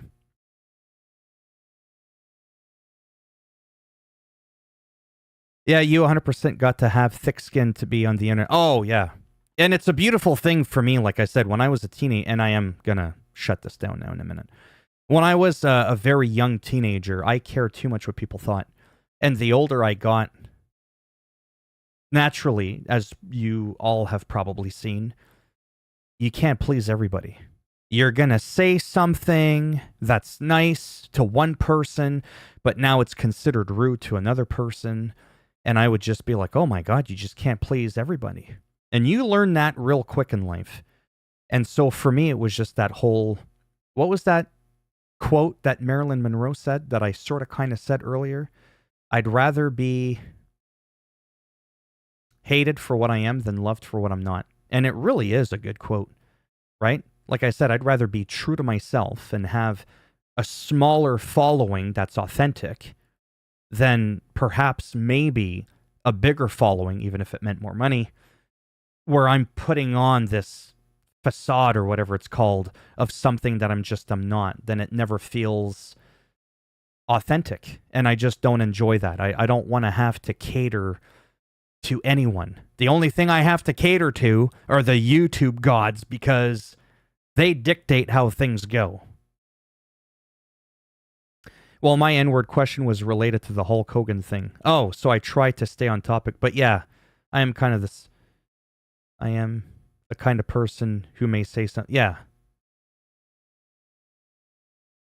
Oh, yeah, that quote. I think it was a quote that she made up. Whatever. It doesn't matter where it originally came from, but it really is a good one. Hey, what's up? I'm new.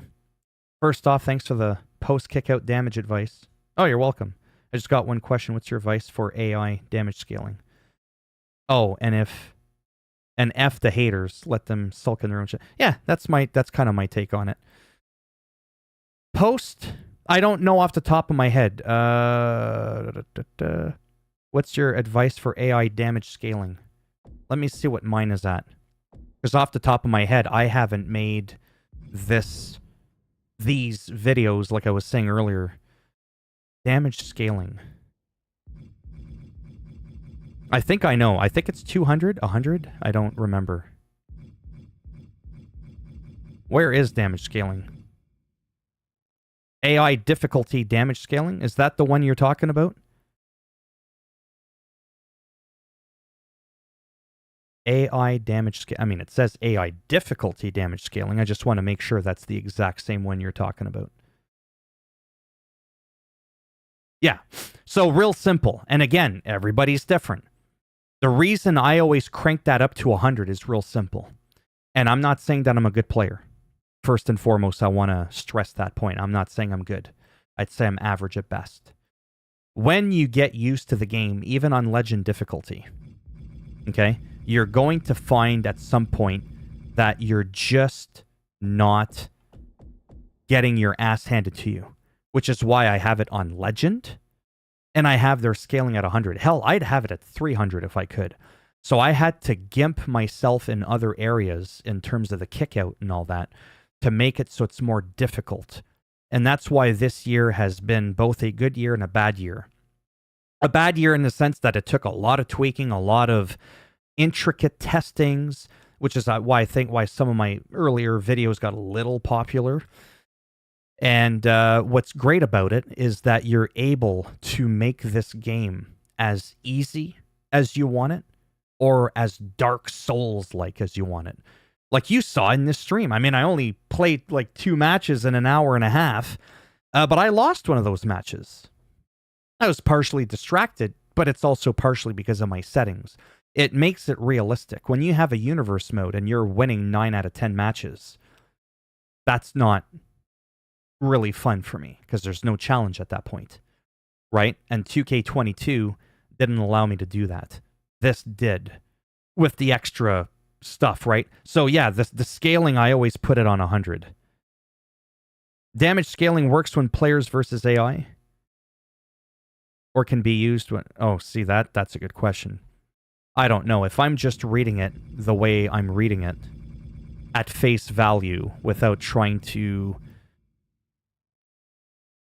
AI difficulty damage scaling. I mean, if I were to guess, that would mean essentially... Because by default, it's on 50, right? So when you put it at 100, mathematically, simple math, you're doubling the damage. So that would mean that if you're doing AI versus AI, if I'm not mistaken, each punch and kick that would normally do 5 damage now does 10 damage. So yes, I do believe that it would go for both sides if you're doing an AI versus AI. But I can't confirm it because I've never myself done it. But yeah, to me, it's a must to have it on there, me personally. Because it'll always give you that. Like when I play 2K23, the number one thing I love to death in closing about 2K23 is the fact that I can lose a match.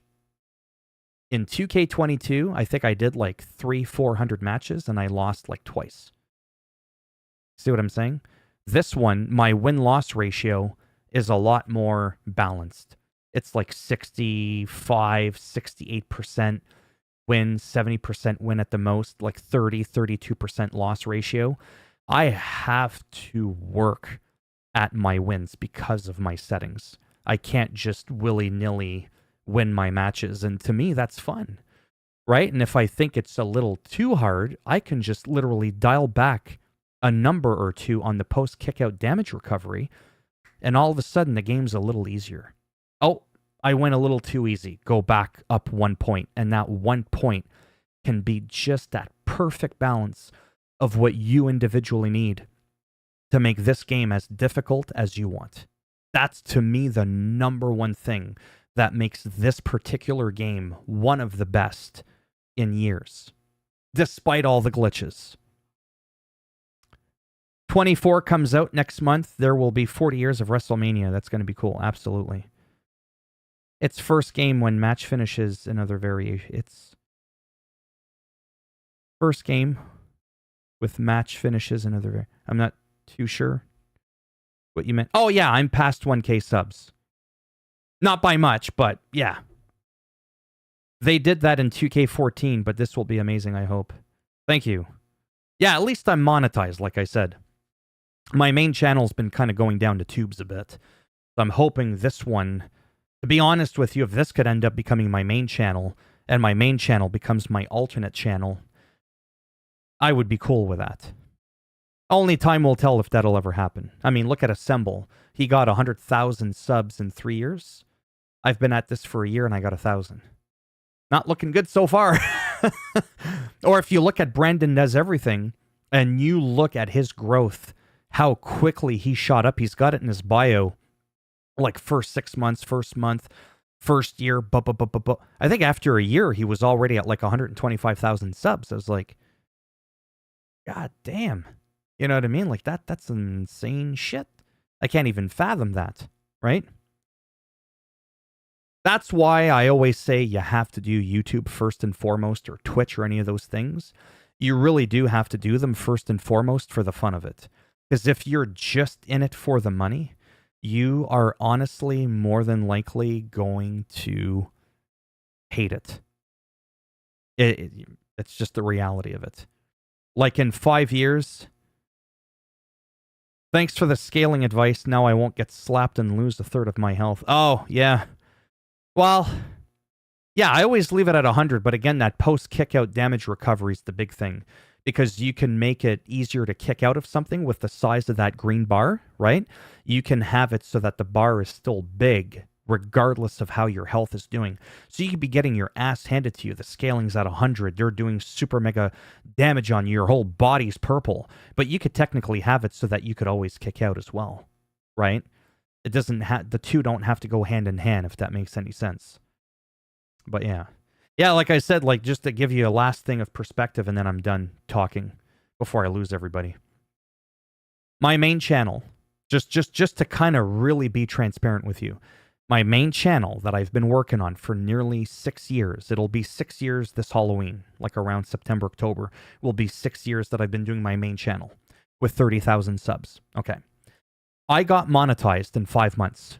Good for me. I got my 1,000 subs. I got all my thousands of hours of view time. 5 months, I got monetized. 5 months. But I've been at this 5 years. This is going to be like a real, like, oh my God moment. I'm getting paid the same I was on my main channel when I first got monetized 5 months in with 1,000 subs than I do now with 30,000 subs 5 years in. I haven't progressed. I haven't really regressed. So maybe that's the good news. Is the glass, I don't have a glass, is the glass half empty or is it half full? Sounds cringy, sounds tacky, but it's the truth. So I sometimes go, oh my God, this is bullshit. I've been working my ass off for 5.5 years, and I'm doing no better from a monetary perspective about the money than I was when I was 5 months in. Imagine being at a job or at a career for half a decade, and you're getting paid the same you were the first month you were there.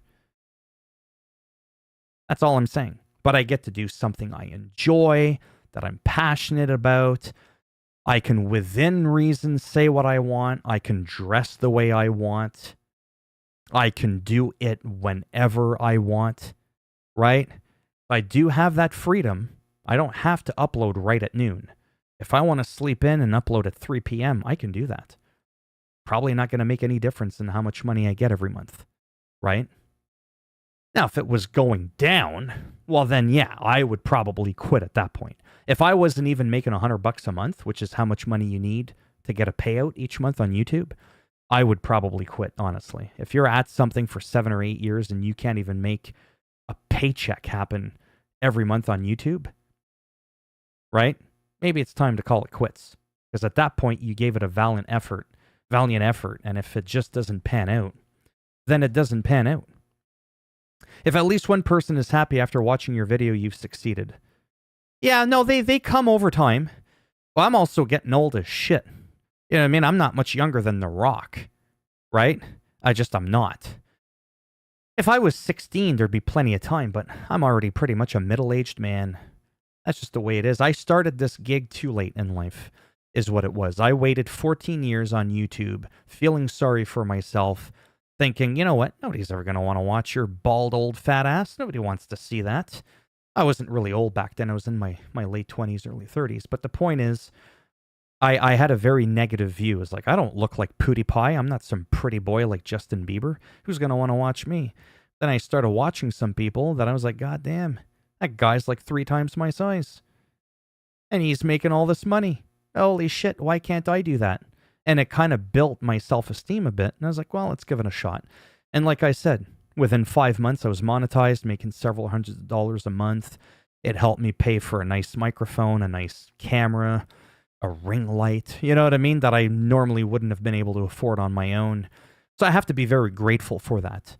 But yes, at the same time, there's no doubt there's some resentment that after 5.5 years, there really hasn't been any monetary growth in terms of the money. The subscribers keep going up. They've gone up 30 times over, but I'm not making 30 times the amount of money, not even double the amount of money. So that is a little discouraging, right? This here, 5, 6, 10, I don't think I've ever had 11 people in my live stream in my other channel, really. I walked away. I'm just flapping my gums. I didn't even barely played any wrestling there. But yeah, ultimately, in some ways, really, not to be narcissistic, in some ways, this didn't surprise me too much for one main reason.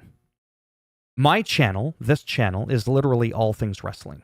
So all the people that have subscribed to my channel, it's because they're into the wrestling stuff that I do, right?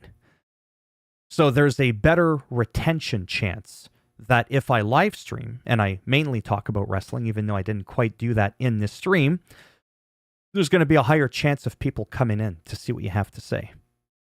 My main channel that's gaming, well, that's good. I talk about everything. Basketball, football, Grand Theft Auto, Assassin's Creed, Watch Dogs. You kind of see where I'm going? The Witcher, the new Call of Duty games that come out, because I'm in the gaming scene. So naturally, I'm going to talk about a lot of different games. But I get a lot of these, and then I'm going to go for real, even though the numbers in the stream keep going up. Oh, bro, thank you so much for that roster tutorial made on NBA 2K. I really appreciate that, man. I liked and I subbed. That's great. That's fantastic. But now the next video I upload is on baseball. How to edit your equipment in your story mode or whatever. And I'll get somebody, yo, bro, that shit was lit, brah. I love your baseball video. I liked and subbed and subscribed.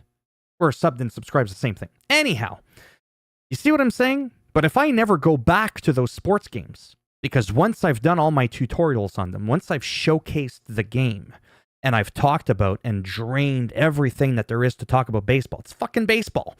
You try to hit a ball with a fucking bat, and you hope your fat ass can walk around and score. There's not much to talk about. It's baseball. Hockey, you have a stick, a puck, you try getting the net. There's only so much you can talk about it, even when it comes to a video game. So I move on. So if that guy that's subscribed to my basketball content, you think he gives a shit to see me play Call of Duty? But then the guy that likes my Call of Duty is going to subscribe to my Call of Duty. So I end up kind of spreading myself out thin. And it ends up that mathematically, 1.2% of my YouTube subscribers on my main I keep going to my main channel. Only 1%. That's pathetic. Watch my content on a regular basis. The rest of the 99% of the people that are giving me the views, that are making me the money each month for the past half decade aren't even my own subscribers. So in my particular instance, subscribers don't mean shit for that channel. This channel, it does, because all I normally talk about is wrestling. The chances are, if I'm talking to you about the game, you might be just here for the game, but there is a higher chance that you may potentially care about what the hell I have to think about The Rock coming back on SmackDown. Because it's still relating to wrestling, right? Whereas if I talk about golf, you may not care about tennis that I upload the week after, or about the American Road or the American Truck Simulator game that I like to drive. They're not related anywhere in the least. That's where you're hoping your personality shines so bright that people are so invested in you, not your content. They're invested in you so much that the content you upload becomes irrelevant. But when you're irrelevant, it's your content that matters, if that makes any sense. So I played out my YouTube channel as if I was a bigwig, and I wasn't to begin with. So my shit's all over the place. So I don't have consistency from video to video, if that makes any sense. So that's why 30,000 subscribers, I live stream, and I get like 1 or 2 people in the live stream. And it's been like that since day one. And that's probably never going to change. Which is why I thought last year, you know what? I'm going on my 5th year. This is bullshit. Let's try more focus and be a one-trick pony. Just wrestling. That's it. And hopefully there's enough shit for me to talk about on a daily, weekly basis that I can kind of maybe catch up to my main channel, so that once my main channel eventually just sinks, whatever, I have this as my backup. That's kind of the ultimate goal for me. Whether that happens or not, I got to be realistic. It may never happen. Like I said, I'm a year into this channel and I'm barely worth $25 a month. We're not off to a good start. So, is Roman still a champion after 40? This stream will never end, and my ass is falling asleep. I'll talk about that briefly. I subbed to this channel because of your AI slider videos. Oh, that's cool. Thanks. Oh, that's cool. See, that's what I'm kind of hoping. You come in for one thing, you somehow, crazily enough, stick around for the other shit, because it's still kind of the same world. Again, ATW, all things wrestling, right?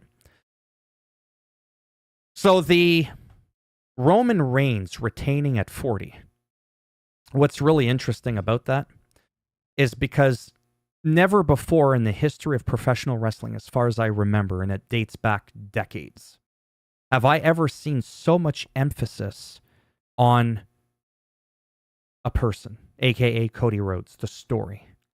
2 Royal Rumble back to back. Haven't heard about that in a quarter of a century. And even then, there was no story tied to it. Just win the belt and that's it.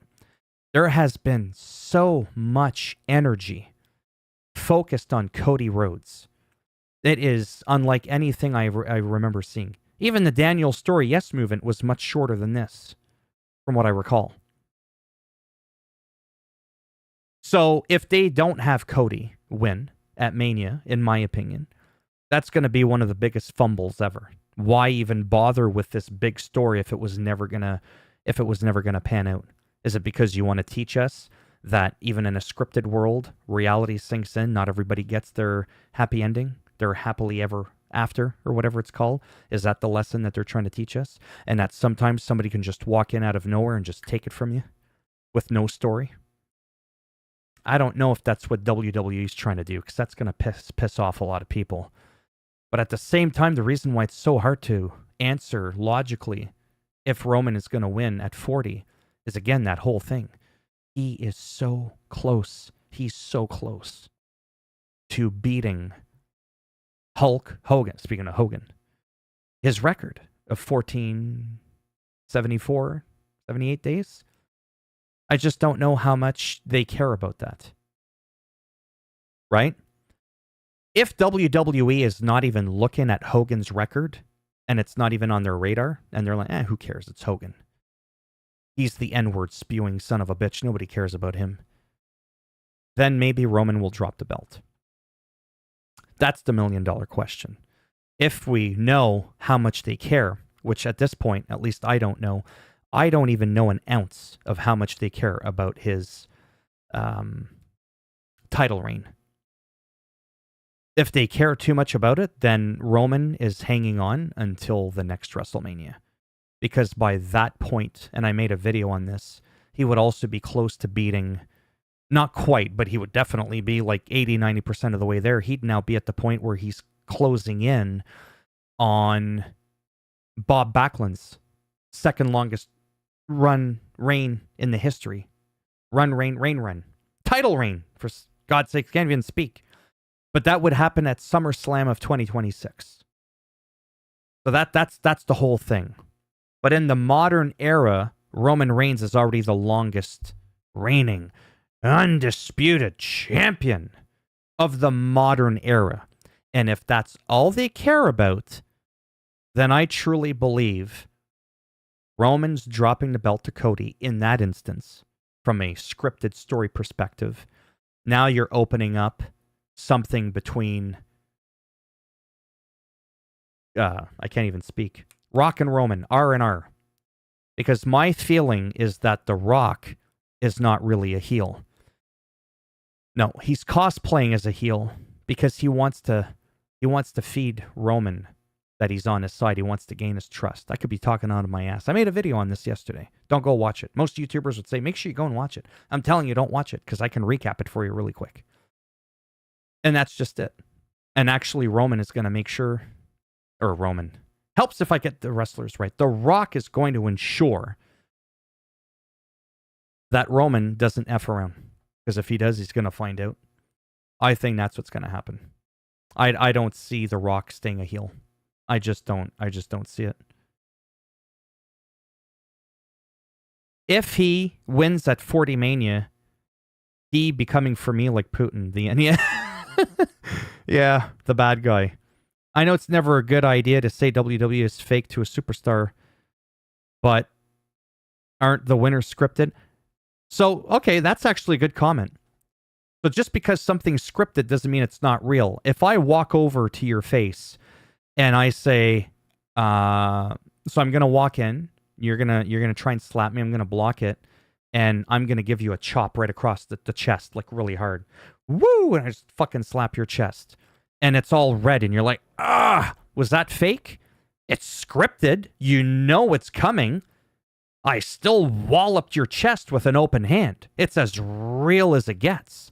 The only difference is you knew it was coming because it was scripted. Right? The whole part with wrestling being fake is it's that it's scripted. It's not like the UFC. You don't know how it's going to play out. In that sense, It's real. And that's why a lot of people have a hard time with, well, is wrestling real? Is it fake?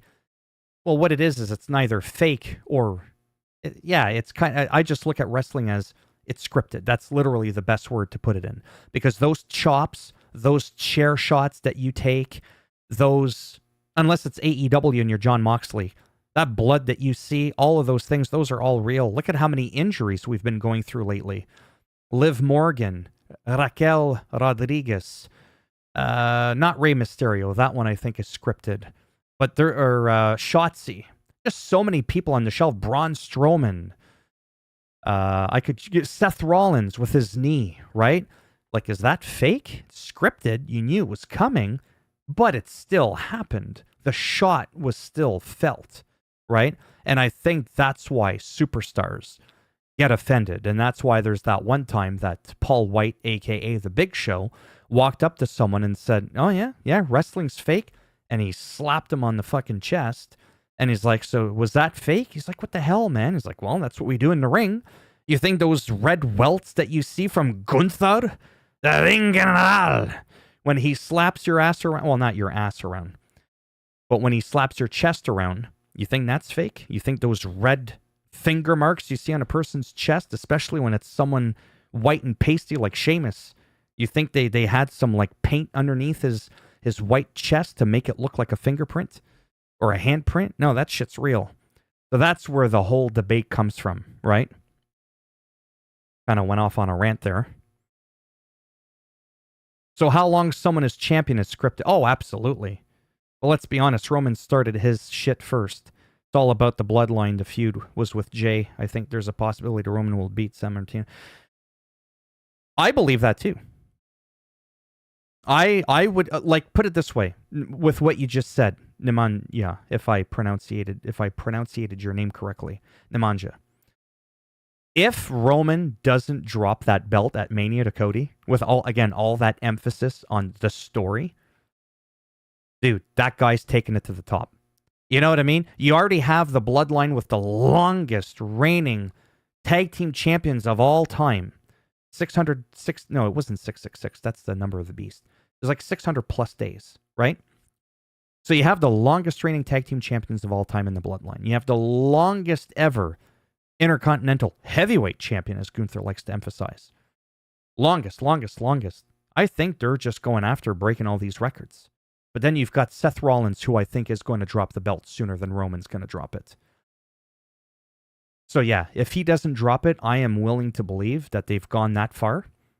That's it. They're willing to screw up and fumble the story. Man, that guy is going to surpass San Martino. I wouldn't be surprised. I really, really wouldn't. And then Jay will take the title from him. I love Jay, but from a scripting, star power perspective, I'm not saying he can't ever be a champion. I just don't feel like it's his time yet. Not that I'm an expert creatively at deciding what pecking order all these superstars, you know what I mean, are in. I'd love to see him become a champ, but again, there can only be so many champions. I think that's Roman's. Well, yeah, he can desire it all he wants, but he doesn't have too much creative influence in how long he gets to hold on to a title. Thank you. Oh, you did watch my video? Yeah, everyone talks about The Rock and Cody, but no one is thinking about Jay. Nah, he's in there. He's doing his thing. I think he'll have his moment someday. I could see Jay more like an Intercontinental Champion. I'm not saying he's not championship material, like high caliber material. I just don't think it's his time. I think because Cody and then Punk is going to be coming back in about 6 months, there's only so many belts and too many stars. It's really hard to properly give everybody a belt, right? Oh yeah, Roman loves Jay. Yeah. Yeah, the pain is real, but who wins is fake. Yeah. Oh yeah. But I don't care about arguing about technicalities. But that's where a lot of people would say just because something is scripted doesn't mean it's fake. For me personally, fake would be all the punches are fake. Every move is scripted. All the chair shots are fake. Every time you get slapped, there's somebody under the ring with like a with like a noisemaker and a speaker to make it sound like a loud slap. Like when Ric Flair, you know, everybody gives a chop and woo, right? Because Ric Flair's known for his night chops or whatever. If all those were like fake and improved and none of the hits were real, then I would go as far as saying that wrestling is fake. The only reason I say it's not fake and it's scripted is because the hits, the moves are very real. But again, like I said, whatever. CM Punk injured. Yeah, CM Punk injured. And for me, Cody should not take the title. Uh-oh. There's some fighting words, boy. Cody should not take the title. Roman started all by himself with Heyman and built all those records. Yeah. Well, only time tells. I think it's, a couple of weeks, and then we find out if he's going to hold it or not. I think that's going to be a huge pivotal moment in where I think creatively the whole Roman thing is going, like I said. Because I don't think Roman's going to drop it at SummerSlam or Survivor Series or the Royal Rumble after. Yeah, it's just going to be too weird. Like Undertaker's streak was made to lose to Brock on purpose. Yeah. I even heard that it was the Undertaker's idea or something like that. I can't remember about the streak. I remember the Undertaker supposedly, I wasn't there again, allegedly saying that he didn't really care about the streak. He didn't really care about it. And apparently Brock Lesnar was a bit like mystified by, really? You want me to end the streak? Roman only keeps winning because of his family, which, okay, he's a heel. For a win at your own sometimes. Yeah, that's my thing too, right? Which is what I love about Seth Rollins now. Seth Rollins is no longer the coward, like I said earlier, back in the days of J&J Security with the Authority and all that, with Triple H and Kane, Corporate Kane and all that, and Stephanie McMahon. He's an actual fighting champ. Look at Gunther. I think one of the main reasons, man, this stream's going to last, oh my God, it's past 2 hours. The main reason I think Gunther, apart from his in-ring ability, cutting promos is pretty solid, I think the way they're booking Gunther is so amazing. And what I mean by that is that guy more than half the time, Giovanni Vinci and Ludwig Kaiserbun. I say Kaiserbun because his name's Ludwig Kaiser, and Kaiserbun's a type of... Anyways, if I have to explain it, it's not funny. How often do they interfere in matches? Think about that for a minute. Think about how often Gunther actually wins clean. Do you know how much more that elevates him as a champion and the prestiginess of the title? How much more legitimate it makes it? He's probably one of the best heels in the longest time for that simple reason alone. He doesn't need his Imperium to come out and win his fights for him. Roman Reigns does. So not only is Roman Reigns a part-timer, but even when he does show up, he's got his solo with his stupid thumb. That's why I don't like it, right? Because it doesn't make Roman look like a formidable adversary because he can't fight his own matches. That's why the whole thing with The Rock makes no sense when he came out. He's like, Cody, let me rest assure one thing. At WrestleMania, you're walking out the loser, even though he was pointing at Roman when he said that. How is Roman not insulted? What are you trying to say? I need your ass standing around so I can win? I beat Cody last year, didn't need you, Rock. So that's that whole thing that's kind of out of place with that promo, right? That heel promo that The Rock cut. Same thing with when he said the 49ers lost to the Chiefs. What did they do? Did they say, what about my story? He said they picked themselves up. My ass is starting to kill me in this chair. And they dusted themselves off and they went home. They don't just come back and go, what about my story? Well, actually they do. Because every year, every sports team of every major sport, they keep fighting throughout the year, right? And whoever makes it to the playoffs, the Super Bowl playoffs, whatever the terminology is called, they get to fight for the championship every year. So yes, the 49ers get to face the champs, the defending champs every year, so long as they keep winning. Cody Rhodes keeps winning the Royal Rumble. So yes, he did earn himself. He did technically do what the 49ers did. He picked himself up, fought for an entire extra year, did the Rumble, and now he's going back to Mania. So that's the part of Rock's promo to me, if I'm not looking too much into it, didn't make any sense to me. unless there was supposed to be a hidden Easter egg meaning behind it. But that's the part of wrestling that I love, because I can't predict any of the shit that's going on. It's all over the place. Paul White makes special training with O'Hearn because this old man body injures for a long time. And I have nothing against 2803 days for Roman, because in this world right now. Yeah, it'll be interesting to see if he gets to hold it that long.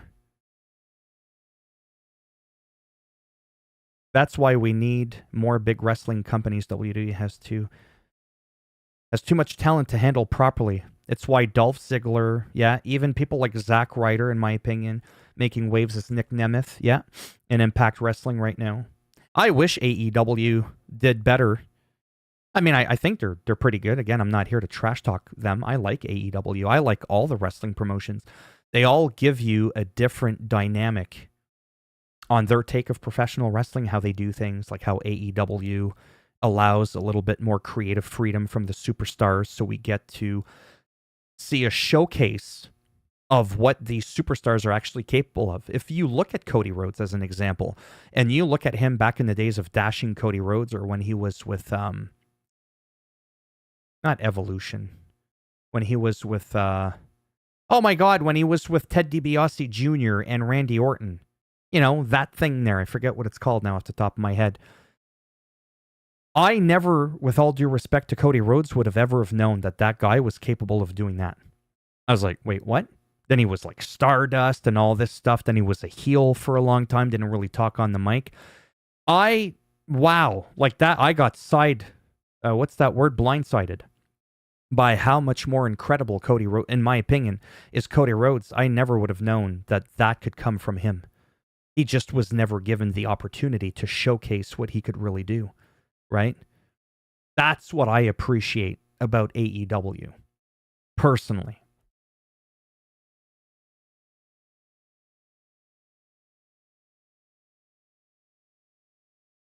Remember the Greatest Royal Rumble event when Roderick Strong, yeah, gets a lot of chops and his body becomes like an apple? Oh, yeah. I heard Brock didn't really want to... The Undertaker wanted it to end with someone, though. Oh, you mean like he wanted it to be somebody else? And no one's talking about acting when it comes to Roman. We finally have a superstar that is Hollywood level. People don't give a shit about that. Yeah. They just want someone to hold a title like 60 days and then move on. Yeah, I also don't like the title being passed around like a hot potato either. I love Gunther as champ for that reason. He's clearly a heel. Oh, yeah. But it means more when he wins by himself and defends off it. Yeah. That's why, to me, Gunther... And again, Gunther can't take all the credit for that because, again, it's scripted. It's not like Gunther gets to choose. I'm sure he's got some creative input. Like, hey, can we have me not always have Imperium by my side? I'm sure he can voice what he would want, right? But I feel like if Roman defended a little bit more often, if he didn't always have the bloodline getting involved, or if they got involved after the match, like what Imperium does sometimes, they wait until after the match is done, then they get involved. That does not taint Gunther's credibility as a champion. It's perfect. It's a heel move. You're dirty. You won the match. Now you're ganging up on the guy, but you didn't interfere during the match, right? And that's all the bloodline does. And I think most people are just, they're done with that. Like, great. We've seen this now for almost half a decade. It's the same shit. Give us something fresh, something new. And they're not doing it when it comes to Roman. But that's not really Roman Reigns' fault personally, right? What did you think of the AEW game? Is there a story mode even? There's a bit of a story mode. There's a bit of a career mode. What I don't like about the AEW game, the main thing that made me stop playing is this. There's no universe mode. There's no like I can go back to this game here. I can go to universe mode and I don't have to think. I just have all these matches thrown at me randomly within all the superstars of my choosing that I chose, and I can just go at it. That to me is the most amazing thing about this. I don't want to have to go to play now and go, okay, who am I going to pick? I'll pick whoever, right? pick two random people. I can't think off the top of my head right now. I'll pick like Dustin Rhodes and somebody else. And John Moxley. Like, I don't have to do that with this. It's completely all randomized. Some people are like, oh, just go on a computer. There's this website and you can put all these names and you can hit a button. I don't want to have to do that. Right? I don't want to have to do that. So the gameplay to me is completely different than this one. I think it's still a pretty solid game. I'm glad that that game came out. Give 2K a reason to kind of shake in their boots a little bit. But it didn't give me what I was looking for out of a wrestling game. So I don't even have it installed on my PlayStation, to be perfectly honest. Because every time I went to play AEW, and it's not to dunk on it, all I could think about was playing this game to see where my universe mode was going. So for me, there was no point in doing that, because at no point do I play 2K23 missing and wanting to play AEW. That's just a fact, right? When I play Forza Horizon 5, I never go, I miss playing Need for Speed Unbound. I don't. So I delete that shit and I move on. I don't want to be playing 50 different games. But I don't think it's a terrible game. It just doesn't cater to what I'm looking for out of a game. I think Seth's title would be more relevant if they said it was a redesigned Big Old instead of having it as a new title. Yep, just another stupid creative. Yeah, I agree with that. Brock wants give Roman Reigns title at WrestleMania 34. Brock wants to give Roman Reigns title at Mania 30. That was a long time ago, 6 years ago. I don't remember that he wanted to give it to him, if I'm not misunderstanding. NXT is great for seeing what the talent can do. Oh, yeah. I knew Tiffy Stratton before most because... Right, and I didn't, like I said, and I just assumed, no, Tiffy, yeah. Right? I thought it was just going to be like another Maxine Dupree thing, and I was very wrong about that. I think that people are not ready for what's Roman and Rock cooking for us. Yeah, I think that Rock will not be in WWE for like 3 months. Yeah, I don't think he's going to be around for much longer. I think this is like a short-term storyline. I would love to see Dustin Rhodes come from AEW temporarily with Cody Rhodes, because that's fitting, because now it's the two families fighting, right? I think it'd be kind of cool. Maybe a stupid idea, but I definitely would be on board for it, even if it's just short-term. Story will be amazing, and let's be real, no one can do that except Roman. That's why I want Roman to be champion until he broke Bruno's record. He deserves it. Yeah, I mean, I don't think he's a bad, like I said, as a person, as an individual, I think he's great. He plays his role well. I think his promos have improved. His poise, like just his presence. Oh my God, has he grown? And if you don't think he has, just go look at some of his earlier shit. It was cringe. If you think what Roman Reigns is doing now is bad, you haven't seen his stuff before. I think he's come along a long way. I just personally feel that when you're going to be in a high position like Roman Reigns with a title reign that's so long, I just, no offense, don't think people like Goldberg and Brock Lesnar before the allegations and part-timers like Roman Reigns deserve those spots in the spotlight, those positions in the spotlight. I just don't. I feel like those should be reserved to not those that are more dedicated, but those that are willing to be around longer. So by that token, Seth Rollins should be a champion longer, because he's even alleged to, with a real injury, to still be kind of doing stuff. He still wants to defend the title, right? So it's not that it's a punishment for going part-time rather. Roman Reigns has said in real life, unscripted, the reason he's going part-time is because he wants to spend more time with all his kids, his wife, and that's great. I would do the same thing if I had all of those things in my life and I was a wrestling superstar. But I also wouldn't expect to be holding on to a title for so long. Now, there are other titles to go along with the rest of the wrestling world. It's not like there's just Roman's title. You got the Intercontinental Championship, even though that's held hostage and rightfully so by Gunther. You've got Logan Paul with the United States Champion. You've got Seth Rollins with the, you know what I mean?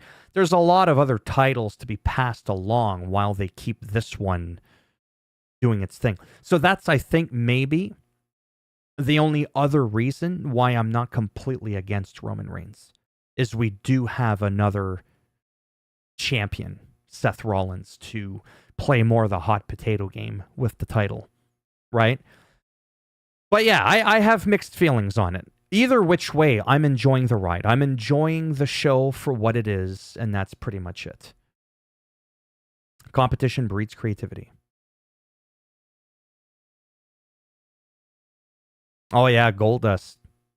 I love that guy. I talk to him on Twitter sometimes. Not like back and forth big conversations, but I've had a few little snippet interactions with Dustin Rhodes. Love that guy. I think Roman is talented, but the booking is making him look right. Absolutely. And at least with the whole bloodline thing, like, no, wise man, I got this. That was a really cringy Roman impression, by the way. I got this. Just stay back. Don't need, you know what I mean, the whole entourage. That's why the whole thing with The Rock made the Roman look even weaker. Because The Rock is making it sound like I'm going to make sure everything in my power, Cody Rhodes, that you don't walk out as champ. It's like, what? You don't think I could do this on my own? I did it before without you around for the past 4 years. Why do I need you now? I still can't get over that part. Whereas Roman's just like smiling and nodding like, yeah, that's right. Yeah, Hardy Boys were great. Hell, Cody deserves a massive title. Oh, he does, absolutely. He literally fought through. Oh, yeah. Me personally, Cody Rhodes is one of my favorites of all time. Can you imagine that Edge is fucking 6? Yeah, I know. Later, Nomad, thanks for stopping by. Matt Hardy was never a champ. No. My channel name is a bit of Gold Test reference. Shattered. Oh, yeah, I was just going to say, yeah, Shattered Entertainment. Would love to see smooth realism, see a federation that focused on badass over the top characters like a mix of Attitude Era and New Generation, not feeling the regular era. It's not my favorite era, but as I've mentioned before, I will dunk. I will shit. I use the word dunk a lot because I like to use the word shit a lot, but if I say that too many times on YouTube, it's not necessarily a good look. I'll crap on him where it deserves to be crapped on. And I want to make it abundantly clear that anytime I have anything to say about anything, I don't want to hold back how I feel. But on that same token, I also don't want to be a downer, being that guy that's just always constantly trashing everything. Look at AEW. They're always botching. Look at WWE. Boring-ass creative. I don't think anybody wants to hear somebody just go on complaining, even if they're legitimate complaints. I'm not saying they're not legitimate complaints, but if that's all you're doing, I truly think it's a bit draining. So I try to take however little positivity there is in today's product and just kind of go with it. Because ultimately, at the end, I am entertained. Am I as entertained as I was so many years ago? Absolutely not. But today's product entertains me more than if I just twiddle my thumbs and look at the sky. Right? So it's kind of like, well, whatever. And I just kind of roll with it. I still have my complaints, but there's still some decent moments in here for me to take something away with every week, at least for me. I know some people hate it so much they won't even look at one show whatsoever. Yeah, Raw's on tonight. Oops, wrong account. What's the wrong account, Smooth? Well, what about Damian Priest's? Oh, don't get me started on that.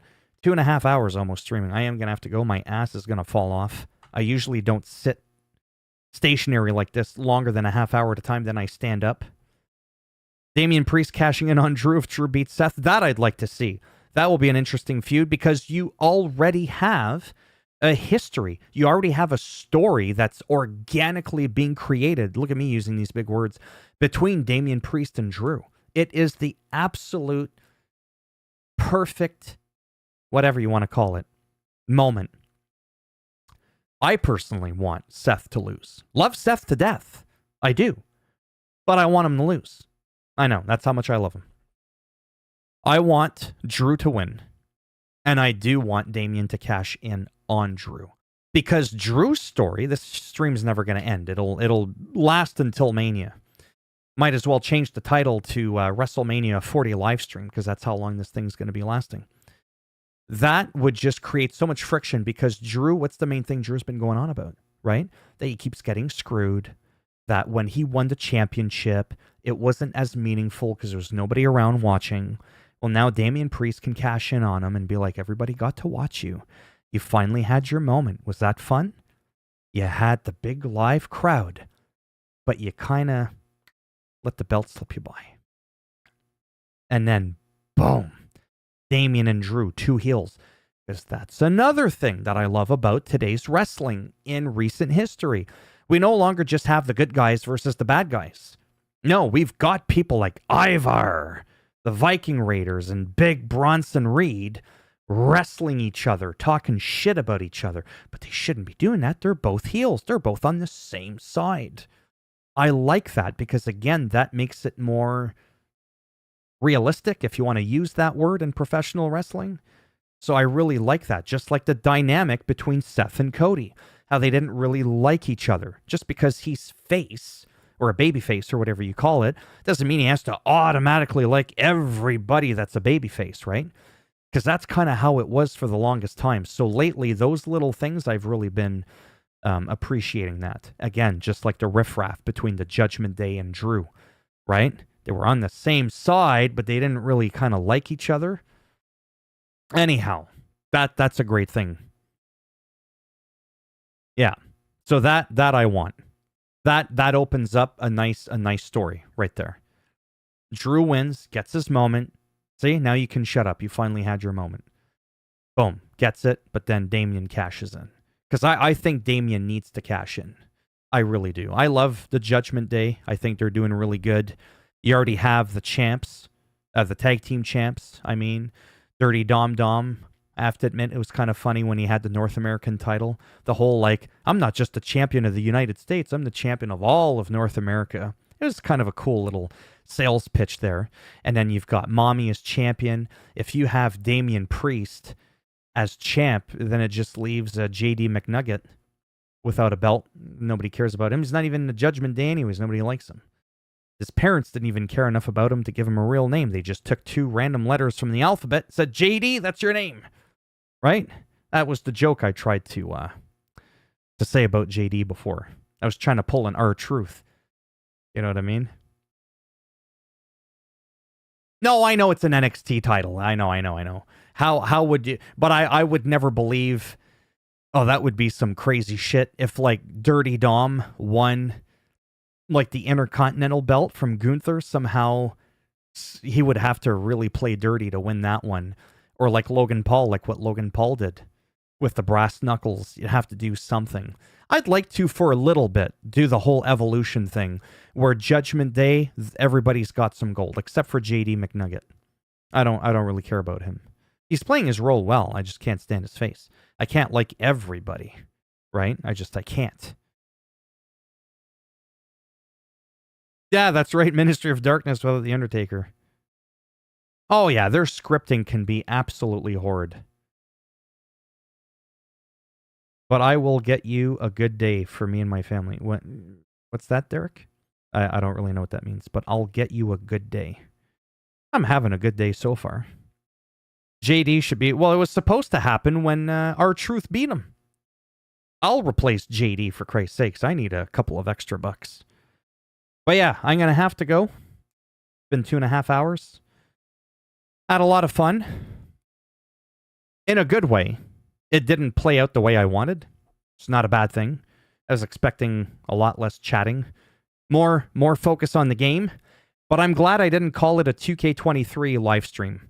That's why I called my live stream Wrestling Live Stream, so that I didn't necessarily feel like I had to focus on playing the game, because I felt like I was getting too distracted, and it was taking away from me keeping up with the chat, because I didn't want to do like big YouTubers where they just kind of look at like 1 out of every 100 comments because they have to, and then reply to that. Otherwise, it'd be a full-time job. There's 5 people in here. Look at how much there's back and forth. This is why your Call of Duty people that are streaming and shit, or Dr. Disrespect, you have to tip the guy like $500 just for him to acknowledge you. Otherwise, he's just not going to see that you even typed anything, right? It's impossible to keep up. Imagine if I was playing Call of Duty online right now, and there's all this chat. I wouldn't be able to keep up. It'd be impossible. You like how... Yeah, I do too. How Triple H is doing the factions thing. Everyone's in a faction nowadays. Yeah, I kind of like that too. Because that's also kind of realistic too. It's like in school, all like your little groups of people, right? And that works out the same in wrestling. Thank you. Oh, hey, a lot less chatting. Well, I just kind of roll with it. Yeah, I broke 2 digits. 2 digits. I got more consecutive or concurrent viewers on this channel, like I said, than my other one. I don't think I've ever hit 2 digits. Yeah, like school.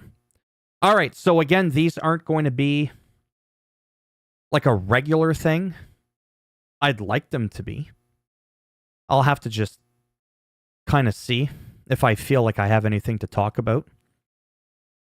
But I think in the early beginning, in a couple of weeks of 2K24 coming out, I'm going to be very focused on trying to make just like regular basic content.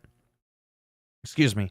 The same stuff that I did in 2K23, showing like the new sliders. Is there anything new? Are the same bugs persisting? Oh, look at that. Reversals seem to be working. You know, that kind of stuff. Are the pin sliders working? Is the rivalry system working, right? So I'm going to do a lot of that basic generic stuff, right? And then once that's kind of like out of the way, that'll probably take like a couple of days or something like that. I'll try to squeeze in maybe an hour or something like that where I'll showcase a little bit of the game. I'll play some 2K24, but the main highlight of the stream is going to be more of a Q&A for people that don't have the game, that are like, hey, boom, can I get your attention? There's only 3 people in here. Can you go here, go there, and show me if they have an option for this, or does that work, right? I want to be part of the reason a person could feel potentially more confident or less confident in buying the new game, right? Because that's what I do on my main channel. I buy a game, I make 10 videos on it, I do a mini series, I do a first impression. How's the server stability, if that's relevant to the conversation? Am I getting booted every 10 minutes? You know what I mean? What huge glitches are there? And then I'll cover a couple of game updates kind of thing. And then once that's done, it's next. Now there's a new game coming out, right? So with this one, I feel like maybe I'll do that moving forward, kind of do like a Sunday morning, Sunday afternoon kind of thing. And do a little 2K24, maybe a little bit more gaming, or I'll do like a couple of matches, and then I'll kind of ignore the chat, or I'll glance quickly. I have to find the balance. Like I said, I'm not used to all this chatter, right? And then after like a match, I might have to take a break, look at the chat. Because that's one thing I have to admit I like, is when it's possible for a streamer, even though I really wouldn't call myself a streamer, to be able to acknowledge all the people that are in the chat when possible, right? To not just be randomly picking, but trying to answer everybody's questions, right? Naturally, if there was 100 people in here, 20 people in here, it'd probably be impossible, honestly, to do so. That's just the reality of it, right? I'm sure most people understand that. Like I said, go on Mr. Beast's live stream and try getting a hello or an acknowledgement from him. It's impossible. Right? It's just way too crazy. The exact the exact release of the game. The date, the release of the game. See how my brain doesn't work? It's March the 5th for early access, and March the 8th for people that just buy the standard edition, if I'm not mistaken. So it's coming soon. Yeah. 5th if you pre-order the deluxe or the more expensive ones. If you get the cheapest one, then you got to wait till the 8th. I'm naturally going to buy the one that comes out on the 5th because I want that 3-day head start in front of all the other cheap bastards that are going to be trying to talk about it on YouTube. So I can get a little bit of a head start so that by the time the game actually comes out for most people, I'll have already hopefully have put out a couple of videos, right? I'm going to go back to this game. I'm going to look at my settings. I'm going to copy and paste them with my phone. And I'm just going to do that. And I'm going to see how it plays out. And I'm going to pay close attention, like I said, to things like, are the refs walking around more organically? Are the pin sliders working? So I'll do like a first impression review, like I said. I'll probably do a sliders thing as well, if I can, if I feel comfortable and confident. Probably just going to copy and paste, like I said, what I have here, because this is what I've been rolling with for the past 9 or 10 months now. I haven't changed my settings, and I've already made an update video for this game. and then I'll see like what's different, if there's any extra behavioral changes, because we're now going to have fatigued finishers and the likes. So I don't know if there's going to be a slider for that, like to turn that off. Is there a way to turn that? I don't know. I have no idea. But yeah, I think it's going to be fun. I know I'm going to have fun. Like I said, more than likely I'm going to live stream maybe once a week, maybe every now and again, a little bit more frequently, to be at people's disposals so they can kind of use me and be like, hey, go here, show me this. How's that working out? Just so they could get a better feel for things, right? Because through a regular game review, you can't always get the full impression of what a game's like. There's been times I've watched GameSpot, IGN, and I'm like, oh yeah, pretty good review. But then there somehow is a demo, or you roll the dice and you buy the game, and either in your favor or against your favor, or not in your favor, the game sometimes ends up actually being much better than you thought. And most recently, the perfect example of that is actually Skull and Bones that I cover on my main channel, that new pirate game. It is getting dunked on like crazy. And I'm not saying it's not warranted. But for me, I was afraid to buy the game. 150 bucks Canadian for this shit everybody's crapping on. But I tried the open beta. It made me feel a bit more confident. Not too confident because I only got to play for a couple of hours because I didn't know about the open beta until the very last minute. So I bought the game. I've already put in 50 hours already into Skull and Bones. Prime epitome of an example that you can't always go by what everybody else is saying. I'm enjoying this game like much more than I ever thought I would. Right? So, cheap, yeah. No problem. Nemanja, did I pronunciate your name properly? I'm back. Smooth realism. And I gotta go. These people are holding me hostage here. 2.5 hours. Longest stream of my life. I'm back. Sorry for the late rebuttal, but I agree about rolling with the punches with this gem. But I'd like an alternative. Or at least, yeah, push the witches, Isla and Alba, and make them cool. And not... Yeah, because they kind of... I don't have any investment in them because of how they're scripted. It's never anything personal when I say that. Like when I say Ricochet, screw that guy, I don't mean on a personal level at all. It's nothing against him personally. It's his character. It's the way he's booked. All that stuff, right? Because sometimes I feel like I have to explain that. Like when I say, screw Roman, screw that guy, I don't literally mean him individually, right? There's only so much room. I don't remember how I said it the first time. I'm sorry. I don't remember how I said it the first time. So it's not Nemanja. Nemanja? Is it Nemanja?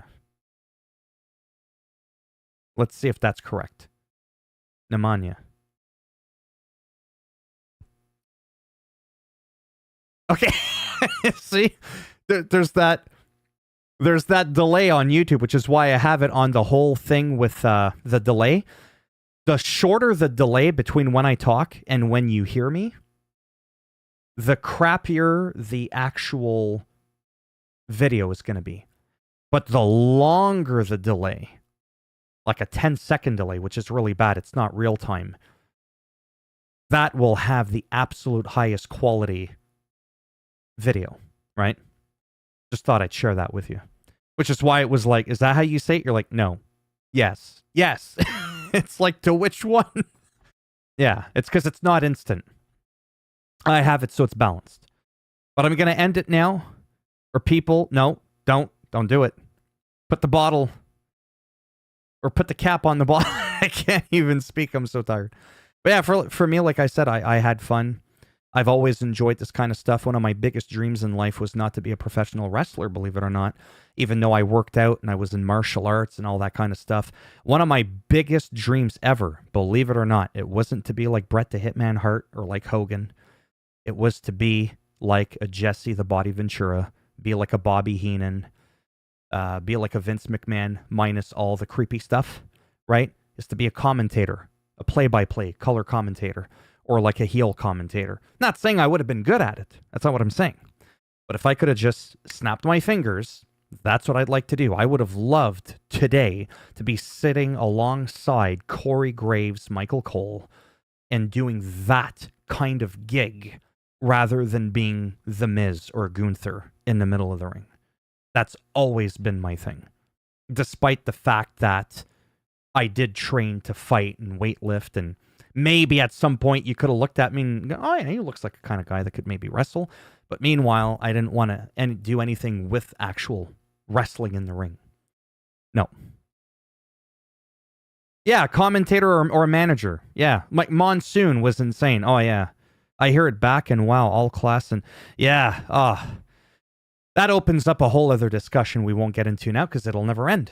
It'll never end. But yeah, those days of Gorilla Monsoon, Bobby the Brain Heenan, or even Gorilla Monsoon with Jesse the Body Ventura.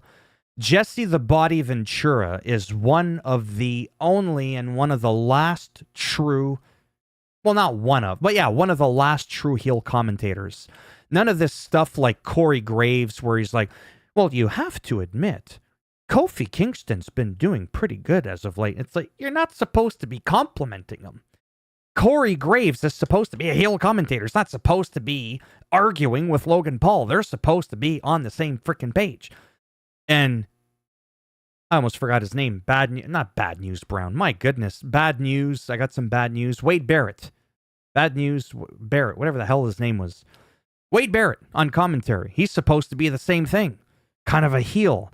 But then the good guy comes out and he's all like, well, you have to admit that was pretty impressive. No, you don't. You don't do that. In my opinion, you don't do that shit. Michael Cole was more of a heel commentator before Jerry Lawler had his heart attack than anything, right? I miss that.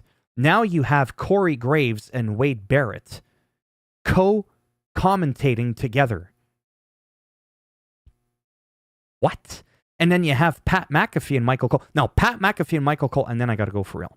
Pat McAfee and Michael Cole, I have to admit, is that rare magic. This is not the Jim Ross and the heel Jerry the King Lawler shit, right? That stuff was pretty gold too. It had its moments. I have to admit, for two commentators on the same team, the same side, if you will, like two babyfaces or whatever, I have to admit the energy between Pat McAfee and Michael Cole is probably the best I've ever witnessed for having two on the same spectrum? Not spectrum, but you know what I mean.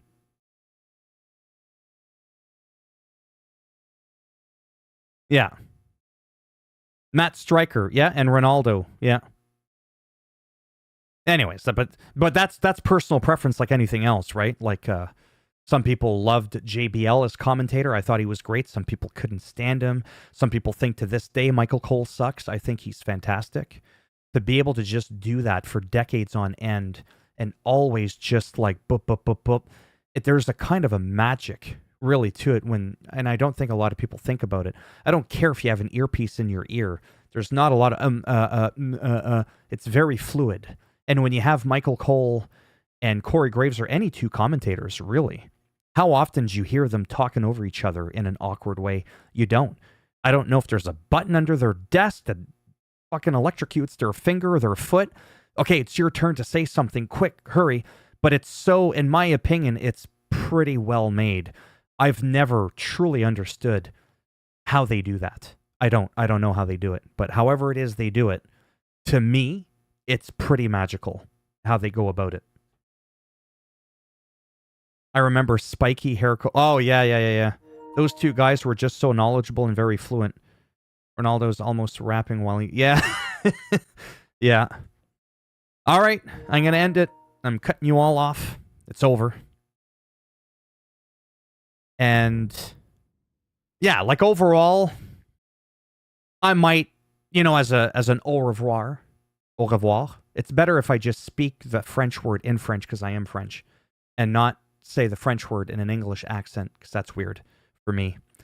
An au revoir to 2K23. I'll probably have like my last video or whatever in the next couple of days because I am super pumped for 2K24.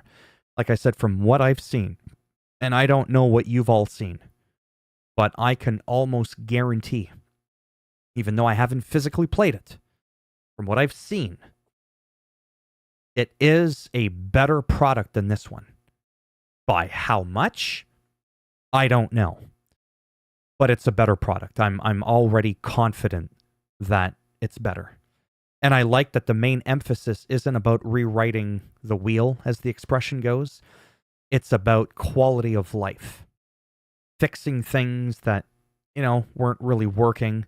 The revamped rivalry system, the reversals seemingly appearing to function properly, all those kinds of things. So basically things we should have just had to begin with that were neglected for the entire year of 2K23, which is why, again, not to be negative, it does worry me that if we do see some bugs in 2K24, how long, if ever, will they ever get rectified? Because, no offense, they never did in 2K23. So it's not to be a pessimist. It's actually going by history, right? They did give us quite a few updates. They tweaked some stuff, and I'm thankful for that. They even fixed the referees to some extent, even though they never mentioned that they did. And there was no transparency. There was no communication from 2K, from Visual Concepts, when they would come up with their patch notes. Half the time they would tell us, here's the patch notes. The other half, it was like, well, we got a new patch notes. I can't tell you what's in them, but I just wanted to bring to your attention, guys, that we got a new update.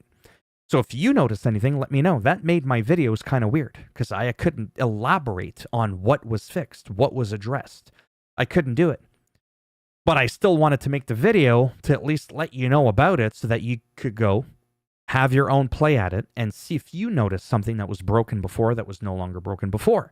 Like one of the funniest ones was Hulk Hogan's mustache. Sometimes it fell off, sometimes it came back. Literally, no joke. Sometimes half his mustache was gone or it dangled. It was really weird. I'm hoping that things are going to be better like that. But in that regards, not to be negative again and be a pessimist and be a downer, I just really hope that we have less bugs, less glitches, because again, we had quite a few in this one. And truth be told, most of them were never fixed. Why is 2K24 going to be any different? But that said, again, leaving on a high note, 2K24 from what's been shown. And there's footage already of full matches, full-on matches with like Kevin Owens and somebody else I can't remember. Was it The Undertaker? Kevin Owens, Undertaker. Then there's Bianca Belair and somebody else. Ambulance matches. And you can just see it. That it's a more refined product. I think it's going to be like how some people call it 2K 23.5 or whatever, right? It's not going to necessarily feel like a brand new game, but it's going to feel much more polished, and I think it's going to bring that little extra bit of enjoyment, and I may end up pumping more hours into the new game than I ever did this game. This is really what it is. All right, dude, keep it up. Thank you. Let's keep wrestling. Let's keep talking. Let's talk. I can't even read properly.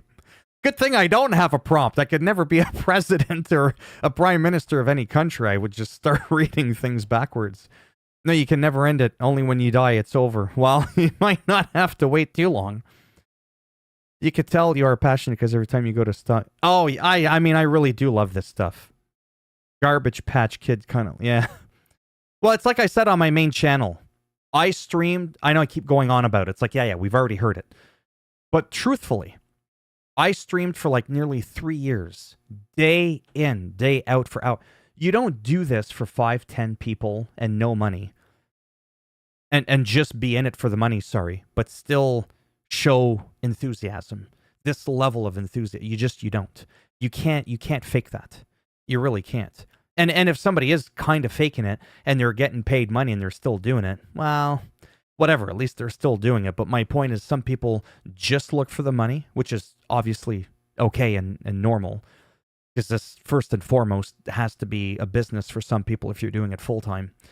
But truthfully, if you do go in it just for fun, and you can get that out of it, the fun factor that is, you may do better. Obviously, in my case, that didn't quite pan out. Like I said, my main channel is, it's not horrible, but I'm not making, thousands and thousands of dollars every month. No, I'm not. I wish I was. That could potentially change, but after 5.5 years, if it hasn't hit those numbers by now. It more than likely won't, and if it does, I'll be too old by then to even care. Really. So, yeah. All right. Everybody's quiet now. Good time to leave. Good. All right, thanks for stopping by, for whoever did stop by. Like I said, next time I'm hoping to do potentially a bit more balanced of some gameplay, like 2K24. A little bit less chatting. I'll try and figure it out, like I said, to try and get a decent balance. Especially if I title the live stream 2K24, then I'm probably going to try and focus a bit more on it for like 5-7 minutes at a time, and then maybe go back, recap, kind of go up all the chat that I'm not used to seeing, kind of read through it quickly, then go back, you know what I mean? So I can kind of balance it rather than just... I gotta end it. I can't stop talking. I'm rambling on more than Michael Cole. All right. Take it easy, and maybe I'll be around on Sunday. No, that's it. It's done. Later, dude. Keep up the grind. Thank you. You just gotta sweet talk the algorithm. Yeah. I'm still waiting for that. I've been dancing on my own for 5 years. I'm waiting to have the algorithm grab me, take me for a good ride. All right. Bye for now.